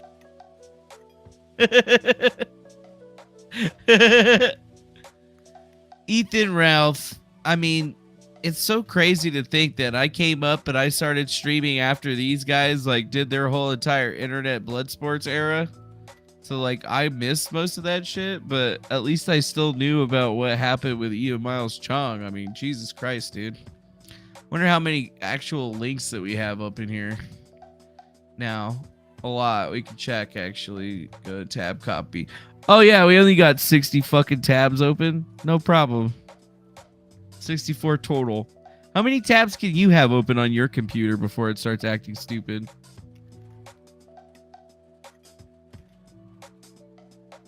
Because mine's pretty good. Like when I go to mine, like right now I'm using 50 or 49% of my memory with 64 tabs open. I'm using 50% of the GPU and about 23% of my GPU. Although it seems to fluctuate all the way up to 25. So yeah, that's actually pretty good. That's actually pretty good. Nick Osoro's like, I'm not even gonna bother counting. So that we started with 1 tab and we have 60 now. And within those 60, there's probably still like stuff that we haven't even clicked on yet to go find more shit. So it's like, to put it in a perspective that somebody could understand, Ian Miles Cheong has just a fucking crazy amount of things out there about him. And I mean, you might think that you need more tabs or whatever, but I could actually do more tabs. I could have like 100, 200. I'd probably get double the amount of tabs open. And my computer would just be totally fine. Which is why a couple of days ago, I knew there was some weird shit going on, because I was like, dude, there's some weird shit going on. My computer's chugging. Normally, it has absolutely no fucking problem to go through all this shit. And, yeah, it seems like it's having some troubles. I mean, you gotta love. Wait, did McAfee had a dead man switch? No fucking way. He was actually talking about McAfee's dead man switch. So the first story of the day is, of course, John McAfee, dead. Some are saying did not kill himself. Some are saying suicided. We'll read a bit of the article here and we'll talk about it. John McAfee dead after apparent suicide in Spanish jail after court approves his extradition. Sam Adams, I was using Brave for the longest time, but it was having trouble. I might go back to using Brave or whatever. I've just been using this though with the ad blocker on. It seems to be working all right. I just don't like when I right click shit like this. Well, actually, I gotta let me scroll down. When I right click, there's just like so much bullshit, you know? Like send to your tab devices, create a QR code for this fucking page, read aloud. Wait, read aloud. Read aloud. Always made up stories that were blatantly untrue and 29. What? Reply. This is goddamned hilarious.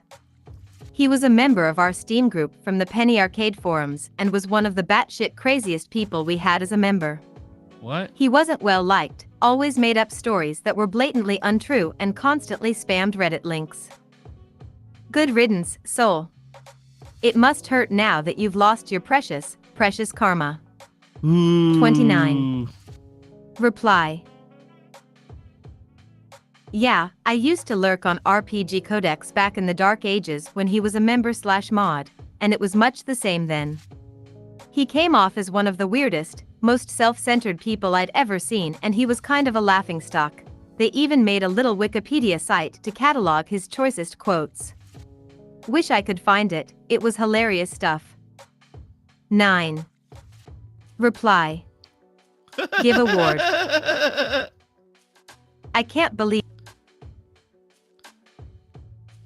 believe it took so long. Anyone remember r/gaming back when it was affiliated with Destructoid? You might think it's bad now, but it was absolute trash back then. Every third link was from Soul's gaming blog, and at least 2/3 RDS of the rest was also blog spam.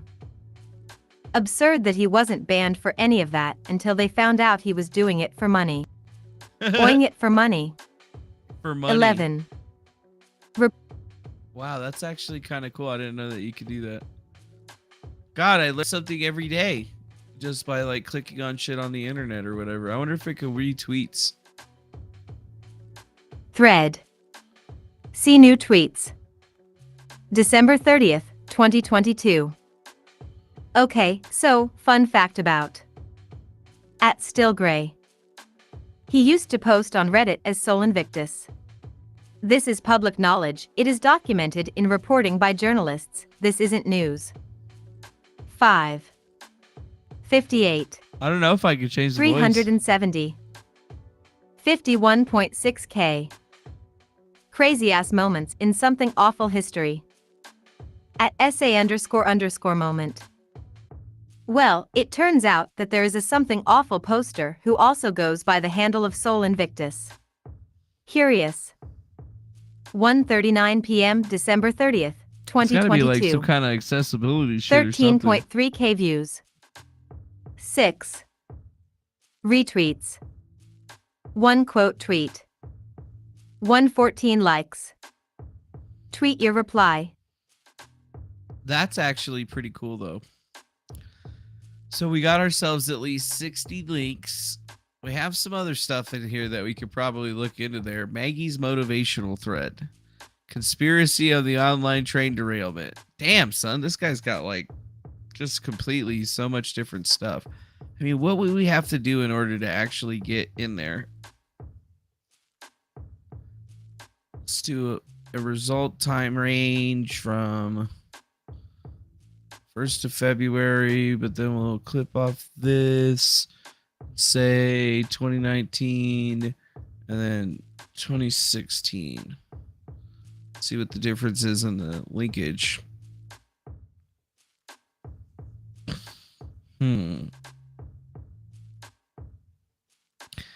Hey people, stop freaking out about PewDiePie saying the N-word.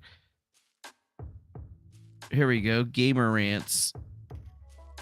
I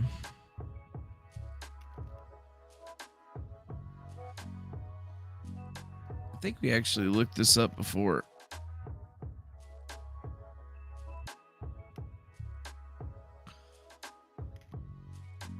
All results. Click that out. Go back to another custom range. Go from 2008 to 2013. Nothing. Custom range.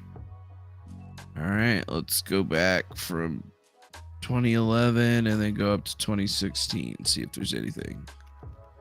There we go. The monster to silence. Wait.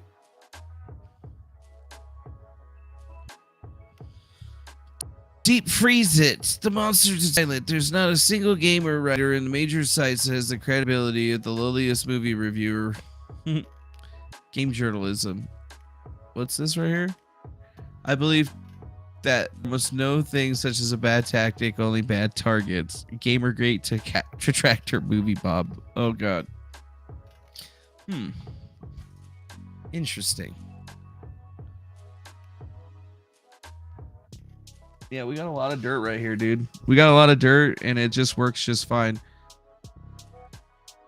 So we can do all kinds of different stuff that we have out here. And I think a lot of people aren't even aware of that. When you have everything set up correctly, it usually goes good. All right, here's Quingate.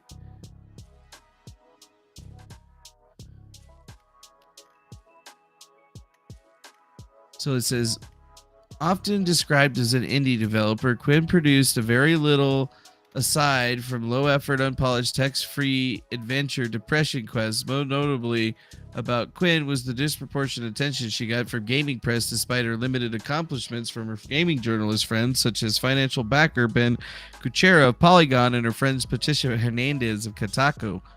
Quinn's relevance to Gamergate follows the same pattern, with her role in the controversies being minimal. But then she also claimed to get regular harassment all the time.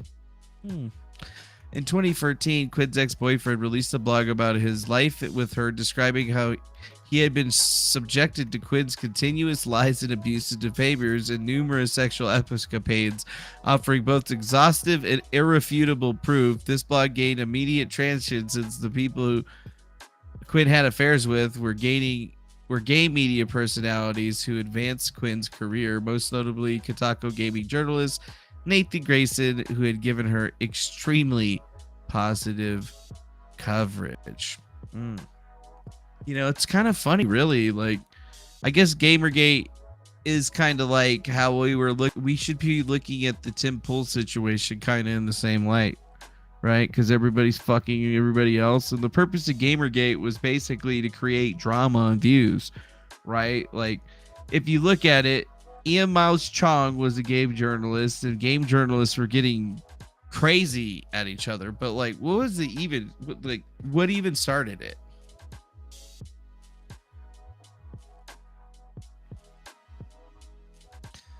Like, according to the Wikipedia, right? Gamergate created. Wait, hold on, right here. Gamergate was loosely organized misogynistic online harassment campaign as right-wingers, blah, blah, blah, blah, blah, blah, blah, conducted in 2014 and 2015. Beginning in August of 2013, Gamergate targeted women in the industry, most noticeably game critic Anna Sarkeesian and game developers Zoe Quinn and Brianna Wu, among others. The harassment can include doxing, rape threats, and death threats. Gamergate proponents were stated as a social media movement, but that lacked well-defined goals and a coherent message, and leaders, making Gamergate difficult to define. Gamergaters complained to promote ethics in video game journalism and claimed to be protecting the gamer identity as opposed to what they asserted as political correctness in games. So think about it, like, it was media controversy back then with everybody trying to put in all this multiculturalism, the diversity, lesbian main characters, whatever you want to put it. But I think it was more than that, because people look at the history of this thing. And I mean, when you look at it, it all seems to start with Zoe Quinn and Depression Quest, right? Like, this whole entire positive movement seems to have like something that just doesn't seem to be really clear to me when I first look at it. Like, it kind of seems kind of crazy, actually.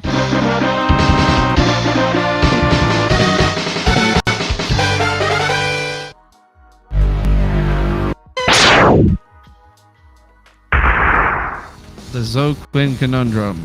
Okay guys, so this episode of Talking Points had to be put together a little quicker than usual, so bear with me here. As some of you may already know, this is Zoe Quinn. She developed a game called Depression Quest and received a lot of flack for it. For a while, the only thing you could find on YouTube, Kotaku, or any other gaming news outlet was articles and videos about the abuse she was suffering through at the hand of some particularly nasty trolls. Now, I've heard opinions that suggest these attacks were faked or used to gain free publicity for a game, but I don't know enough about the subject to chime in, and honestly, it's old news at this point. She is, however, at the center of a new string of controversies due to a post written by her ex-boyfriend accusing her of cheating on him with some pretty elite names in games development and journalism. And right off the bat, I have two things to say. First off, I'm not going to be touching on the moral implications of her cheating on her boyfriend. I don't think it's any of... The moral implications are big. A dystopian banana. Yeah, there's probably a lot of different Soul Invictus accounts on Twitter. And they're probably all associated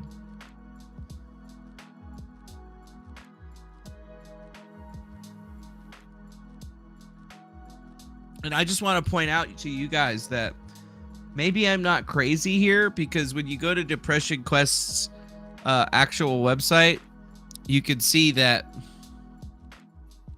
God damn it.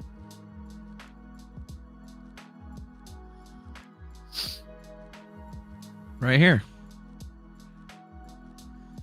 In the same vein as Anna's atrophy, Dissidia made an effective attempt at getting players to emulate going through their own hormone replacement therapy, something that likely they'll never have to deal with. Depression Quest serves as much as a tool for understanding acceptance as it does for the impeccable Gaming 1. Spare that 1 hour of play and ensure that you got some time after that to decompress. It will make you a better person. Matthew Jones, Gamer Rants. February 14th, 2013. Matthew Jones, Gamer Rants, Depression Quest. Huh, I wish I had Depression Quest when I was first diagnosed.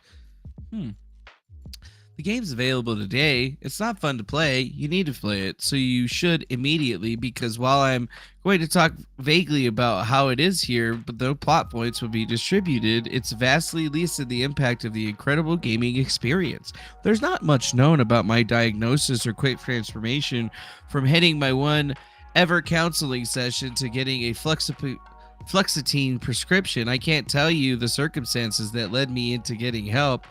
They say memory loss is one of the side effects of SSRIs, but the whole prelude to taking them is thankfully pretty blurry now. There's no graphic self-harm or suicide threat that you'll see in this every kind of media on the subject. It's just a kid that's sad for some reason and never gets better. A kid who doesn't get to really talk to people because there's so much effort, and a kid who doesn't find a reason to get out of bed other than obligation.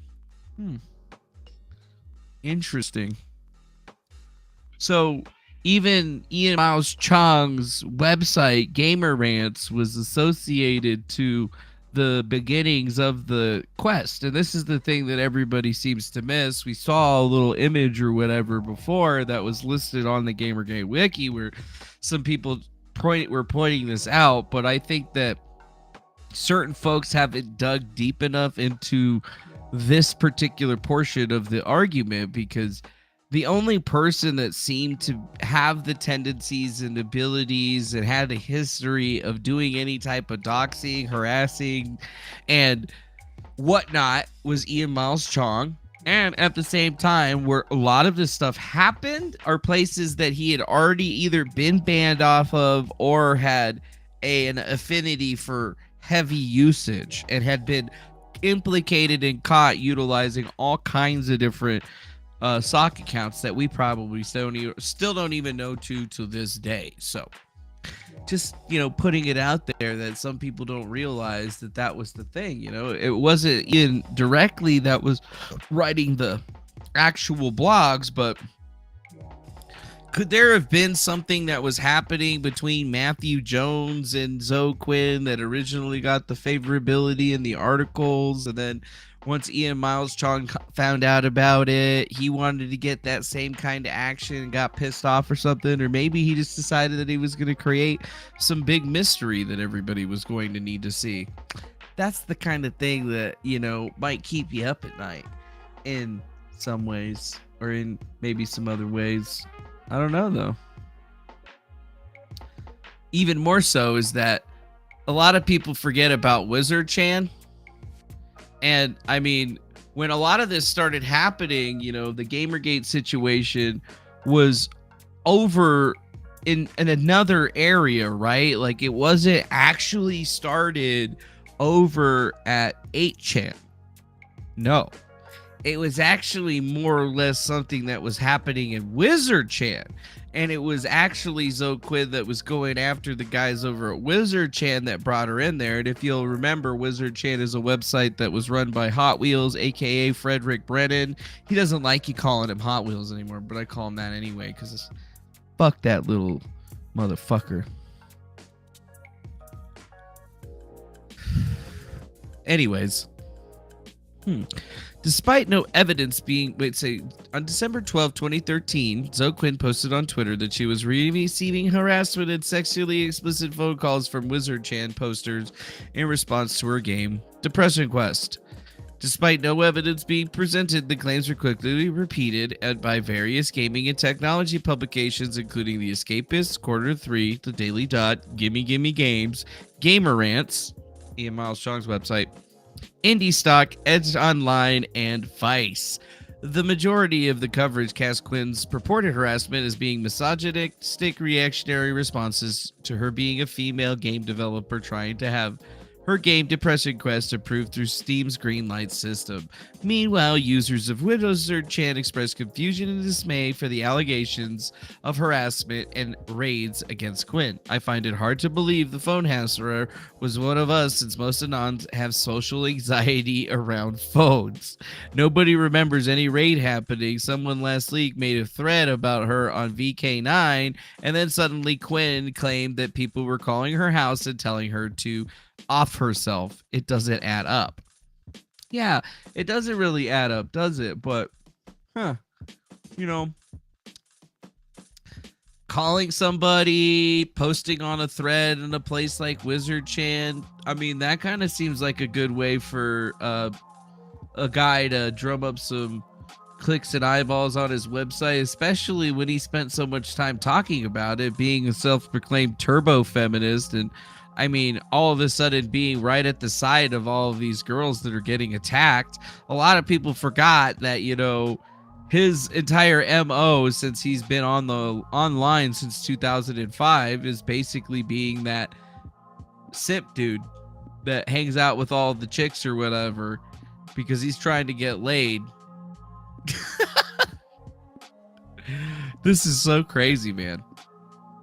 And this is where we have to get into this whole point, is that, you know, like, we're making a lot of assumptions here, but the assumptions are pretty clear when you start knocking away all of the characters here. And instead of thinking that it's a bunch of fucking guys that have never gotten laid over on Wizard Chan, where basically, what's his face, Frederick Brennan had started. And if you don't forget, after Frederick Brennan sold 8chan to Ronald Watkins and his father, Jim Watkins, that's when he moved to, you know, I think it was overseas or whatever. I can't remember exactly where their place was, but he moved overseas to a different spot, moved it with Jim and them, and then he got laid and shut down Wizard Chan because he could no longer be a wizard. So a majority of the stuff that seems to have been around during the time that Gamergate actually started got disappeared, and then a majority of everything got absorbed over into 8chan basically, and that's where everything was basically happening for the rest of the time.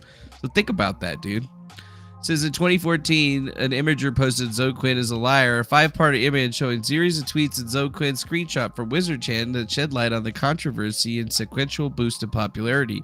The image series theorized that Quinn took advantage of a third-party troll on Wizard Chan to receive fame and recognition for depression quests at the expense of the community that was unable and unwilling to defend themselves against public backlash. The theory was further supported by Frederick Brennan, the owner of 8chan and previous site administrator of Wizard Chan, in an interview held on October 9th of 2014, in which he stated that the IP addresses of the users posting harassing comments toward Quinn and Depression Quest on Wizard Chan were outside trolls, and that Quinn and Zoe were outside trolls and Zoe Quinn herself. However, no records of IP addresses have ever been made publicly. So, it was the Philippines. That's right, the Philippines. So, yeah, out of all the hot Wizard Chan guys, it seems like it's Hot Wheels, right? But no, think about it. Even Hot Wheels was saying that it was a third-party troll, and the only third-party troll that we know that has all association to all parties involved, has an actual, like, you know, interest in this, and has the ability to go and actually post on these websites and would know about them in the first place, is Ian Miles Cheong. So if you put Ian Miles Cheong as being the poster of the harassing comments towards Quinn and Depression Quest, then you start to see that, you know what, they were working together this entire time. And that's why I always go around saying that, you know, Ian Miles Cheong, he was basically the Kaiser Soze of the entire situation. And he was utilizing his play and his reach in all of these different types of situations to great effect, to the point where even after we've gone through 60 fucking articles of different shit, nobody's actually made that specific connection in between all of them. And maybe I'm taking a little bit of carte blanche here on my assumptions, but yeah, kind of seems like pretty big. Had the most positive outcome. Yeah, reinvestigation by Gamergate. Wizard Chan Zoe controversy was revisited following the these things from the Zoe post. Members of the gaming public began to investigate rumors and link between Zoe and various members of the gaming press. The Zoe post. Oh, yeah, that's right. They were actually looking at the Zoe post, and when people are going through. Now, what's this? Hell dump. Interesting. Hell dump. Zoe Quinn was involved in a hell dump, a goon board that doxed and harassed furries. a goon board. What's a goon board? Well, a goon board is something that comes from something awful. When you're a something awful person, there's actually things that are called goons, right? So when you're a goon, there's basically some stuff that you have to know about being a goon. So interestingly enough, your girl Zoe Quinn is also another person who is a poster on the popular internet forum Something Awful. Included with that group is also Brianna Wu, who is also a poster on that forum.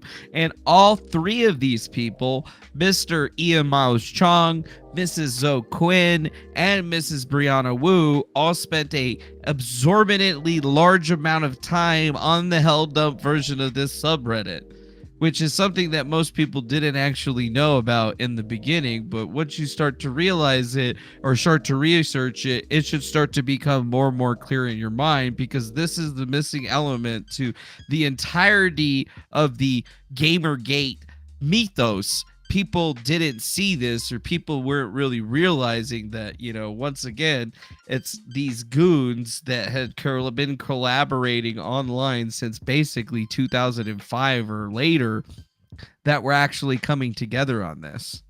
So, yeah, a goon, the goons, Something Awful goons. Yeah, I remember. I don't think a lot of other people remembered about it, though. But I remember. And that's what should really give you some pause in this whole entire thing, because a lot of people have never talked about it.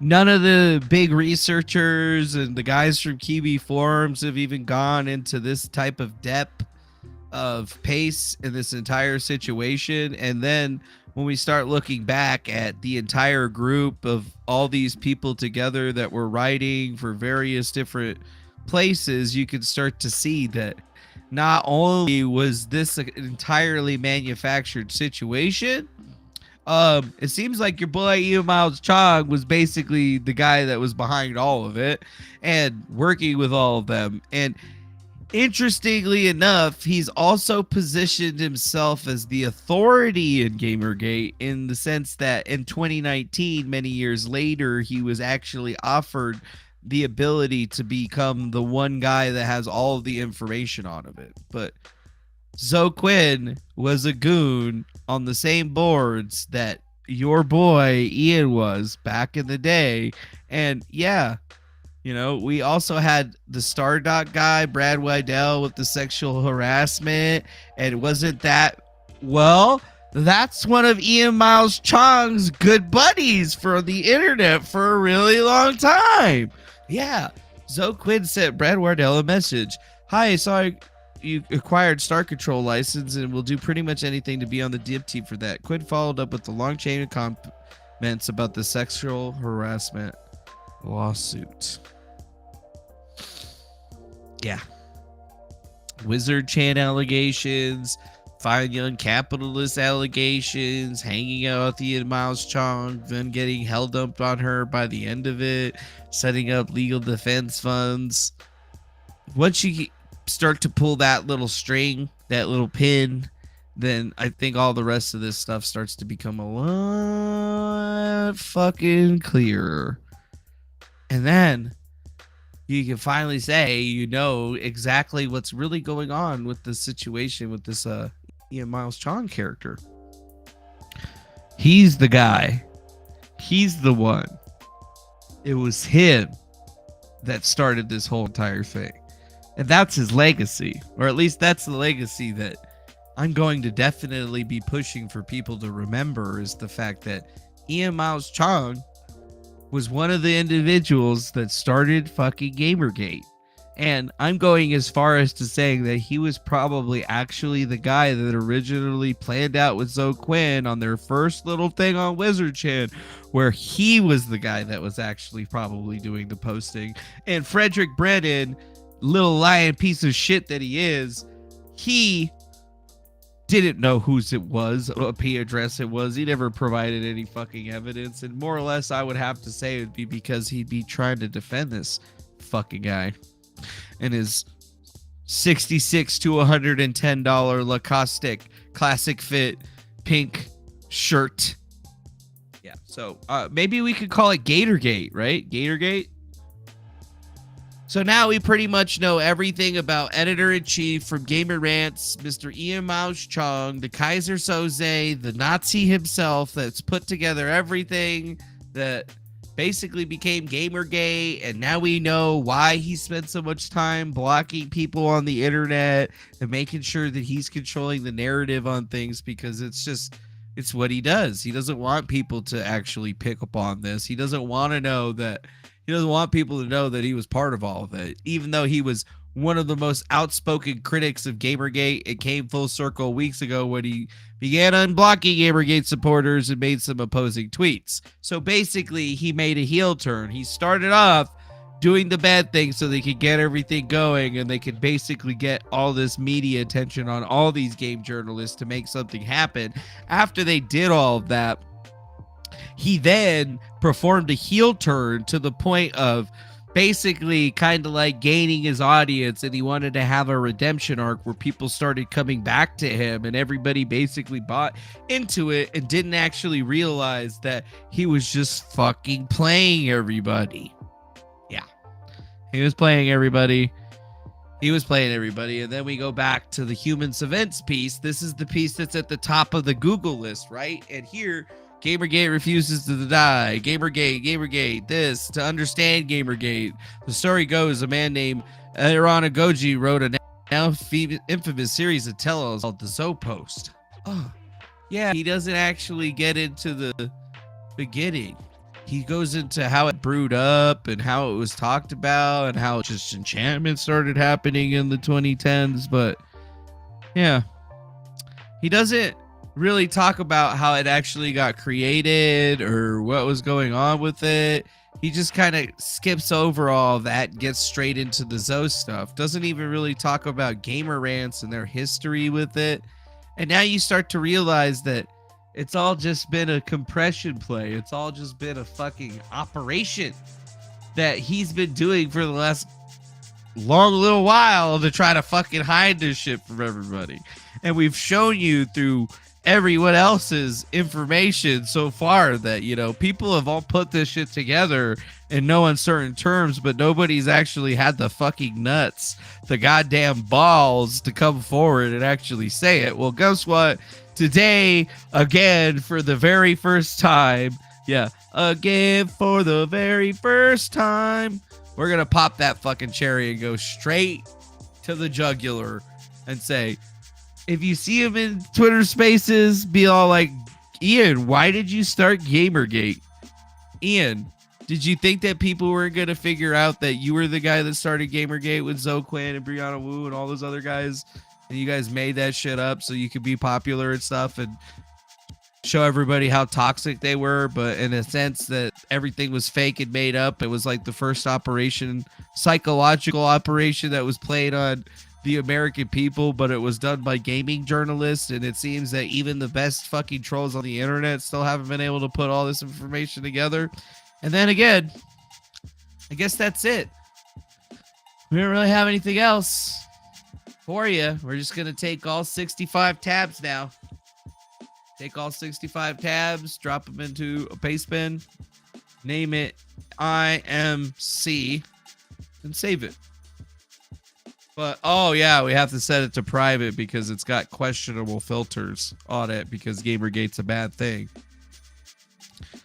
So we'll set it to private. Interesting. Interesting. Indeed. Indubitably. That's a lot of lines. That's a lot of information. That's a big download, I think. We spent 4 hours putting all of that stuff together, and now you kind of have a better understanding of who that dude was and why I was making a threat of him in the first place. And now we really know who Mr. Little Ian Miles Cheong, good old Chungus, the troll. He deserves respect for the level of shit that he's caused in the world, right? We had to figure out what was happening with it, and now we freaking know. So with that, I think that's over. LARP line is over. I think we've busted this LARP pretty heavily over here on the Griftcast.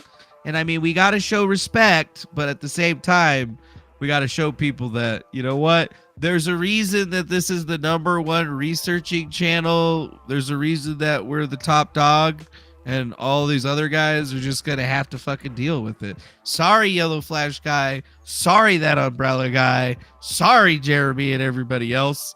You're simply not playing at the same level as I am. And it's painfully obvious. So thank you, Sam Adam73, for that $4.99 through Super Chat. Thanks for the info. That Mario is a crypto reader too. How'd they get Musk's attention? They were just loud, man. And I've done a thread on Mario Narfall too. I have a whole entire article about everything about that guy too, right? You know, that's a real one too, my friend. I don't want to resubmit the form. But yeah, if I go back to my infamous paste bin or whatever, I actually do have a whole entire listing. Because for whatever reason, the one on Mario Narfall actually stayed there. And that's the one where we basically show you about all of his, like, you know, losses. And then we basically show you that back in like 2018, the first time that Mario Narfall ever showed up on the scene was basically 5 years ago, when they were selling fake crypto celebrities online and pulled one of the bigger rug pulls that people had ever, or one of the first big rug pulls that people had ever seen in the NFT space. But when Mario Narfall talks about it, he says that this is an area where he got jacked. But, you know, right after this happened, he seemed to have a lot of money to get his whole NFT business shit off of the space. And then when you look back to the future, you see that whole BitClout thing that came forward. And it's oddly similar to what we're seeing happening with this thing, isn't it? So, you know what? We could go into this shit all day, but at the end of the day, I'm not even asking for their respect anymore. I'm just going to shit on them until they get beaten into submission, because we're pretty good at this, aren't we? I think we're pretty good at this. I think we've probably earned a little bit of cheese on that one. I mean, we got some pretty good donations today. I'm pretty sure we've definitely dug hard on this one, and I think that we've earned our super chats for today. So we got to thank the people that gave us the monies. We really do thank you, because it's a pretty big thing. And now we got to go spend some time, probably another hour or two, putting all of this together into a juicy thread so that people can start looking into it again. Because even then, this is stuff that, like, I remember Farron Balance mentioning a couple of weeks ago, that she said that she was going to be looking into this guy. And I was like, oh yeah, I did a thread on that guy. And she's just like, well, you already did a thread on it? God damn it, damn. God damn it. Yeah. But speaking of Farron, there was a video right here that some girl that hates Farron a lot put together, and I figured we'd watch it right now.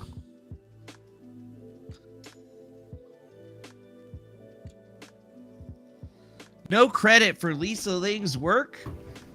I want to show you a little preview of where this documentary that Farron's dropping comes from. In her description, she tells you that it was written, directed, and edited by one Baron Franzak. It was executively produced by Frank Pellegrino and Chrissy Mayer. Investigative team: Manuel Chavez, Damian Moore, Nathan Stoltman, Gregory Hoyt, Evie Warner, Patrick O'Rourke, Kit Cabello, Megan Fox, Aidan Kearney, Radix Biram, and the creative team: Brittany Venti. This is one of the next people that we're going to be doing a pretty big deep dive on, because whenever I see a channel with 6,000 subscribers, that's basically the only thing that they've been doing the entire time they've been on the internet is clipping other people's channels and harassing them. I feel like they deserve a little bit of a deep dive into like what they're actually doing or whatever. But yeah, in this video, she goes over do. Farron apparently is utilizing video footage from a completely different person's trailers. From the White House in Washington, D.C. It's 5:30 in the morning, and though sex trafficking happens almost everywhere, we chose to tell this story here, in the nation's capital, 6 blocks from the White House. Tina runs Courtney's house, a home for young girls who were trafficked.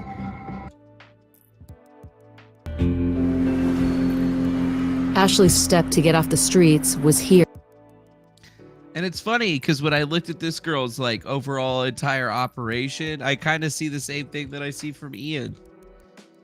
Somebody that's using other people's work to get themselves big, and you know, fair use is fair use. Farron can use other people's fucking content or whatever in her documentary if she wants, but she definitely has to credit them for it. Yeah, especially if it's like video footage and stuff. You gotta like put that in there. Gotta put it in there. I just find it weird. So we'll see. How many other people are going to start following down the line of Ian Miles Cheong? I don't really know. But what I do know is that this episode's definitely over. I think we dug into this one pretty deeply, and there's going to be some very, very interesting things coming out on the Twitter here tomorrow. It's going to be a long motherfucking thread, methinks. But I'm sure we're all going to have some pretty good fun with it. So hopefully you guys have enjoyed the episode for today. I thought I had some pretty good fun going through all of this, but it's time to kick this one out. So I hope you guys have a good rest of your evening. Thanks for the generous donations and people coming through. We appreciate you. Thank you to CV, Theta Naya, Mr. Russell Dufresne, and Sam Adams for them generous super chats for today. But tomorrow's just going to be a nice Sunday and chill type day, and I hope you guys have a good rest of your one. Later. Bye-bye now. Have a good night. Research out. 4 hours in the bag. Nice.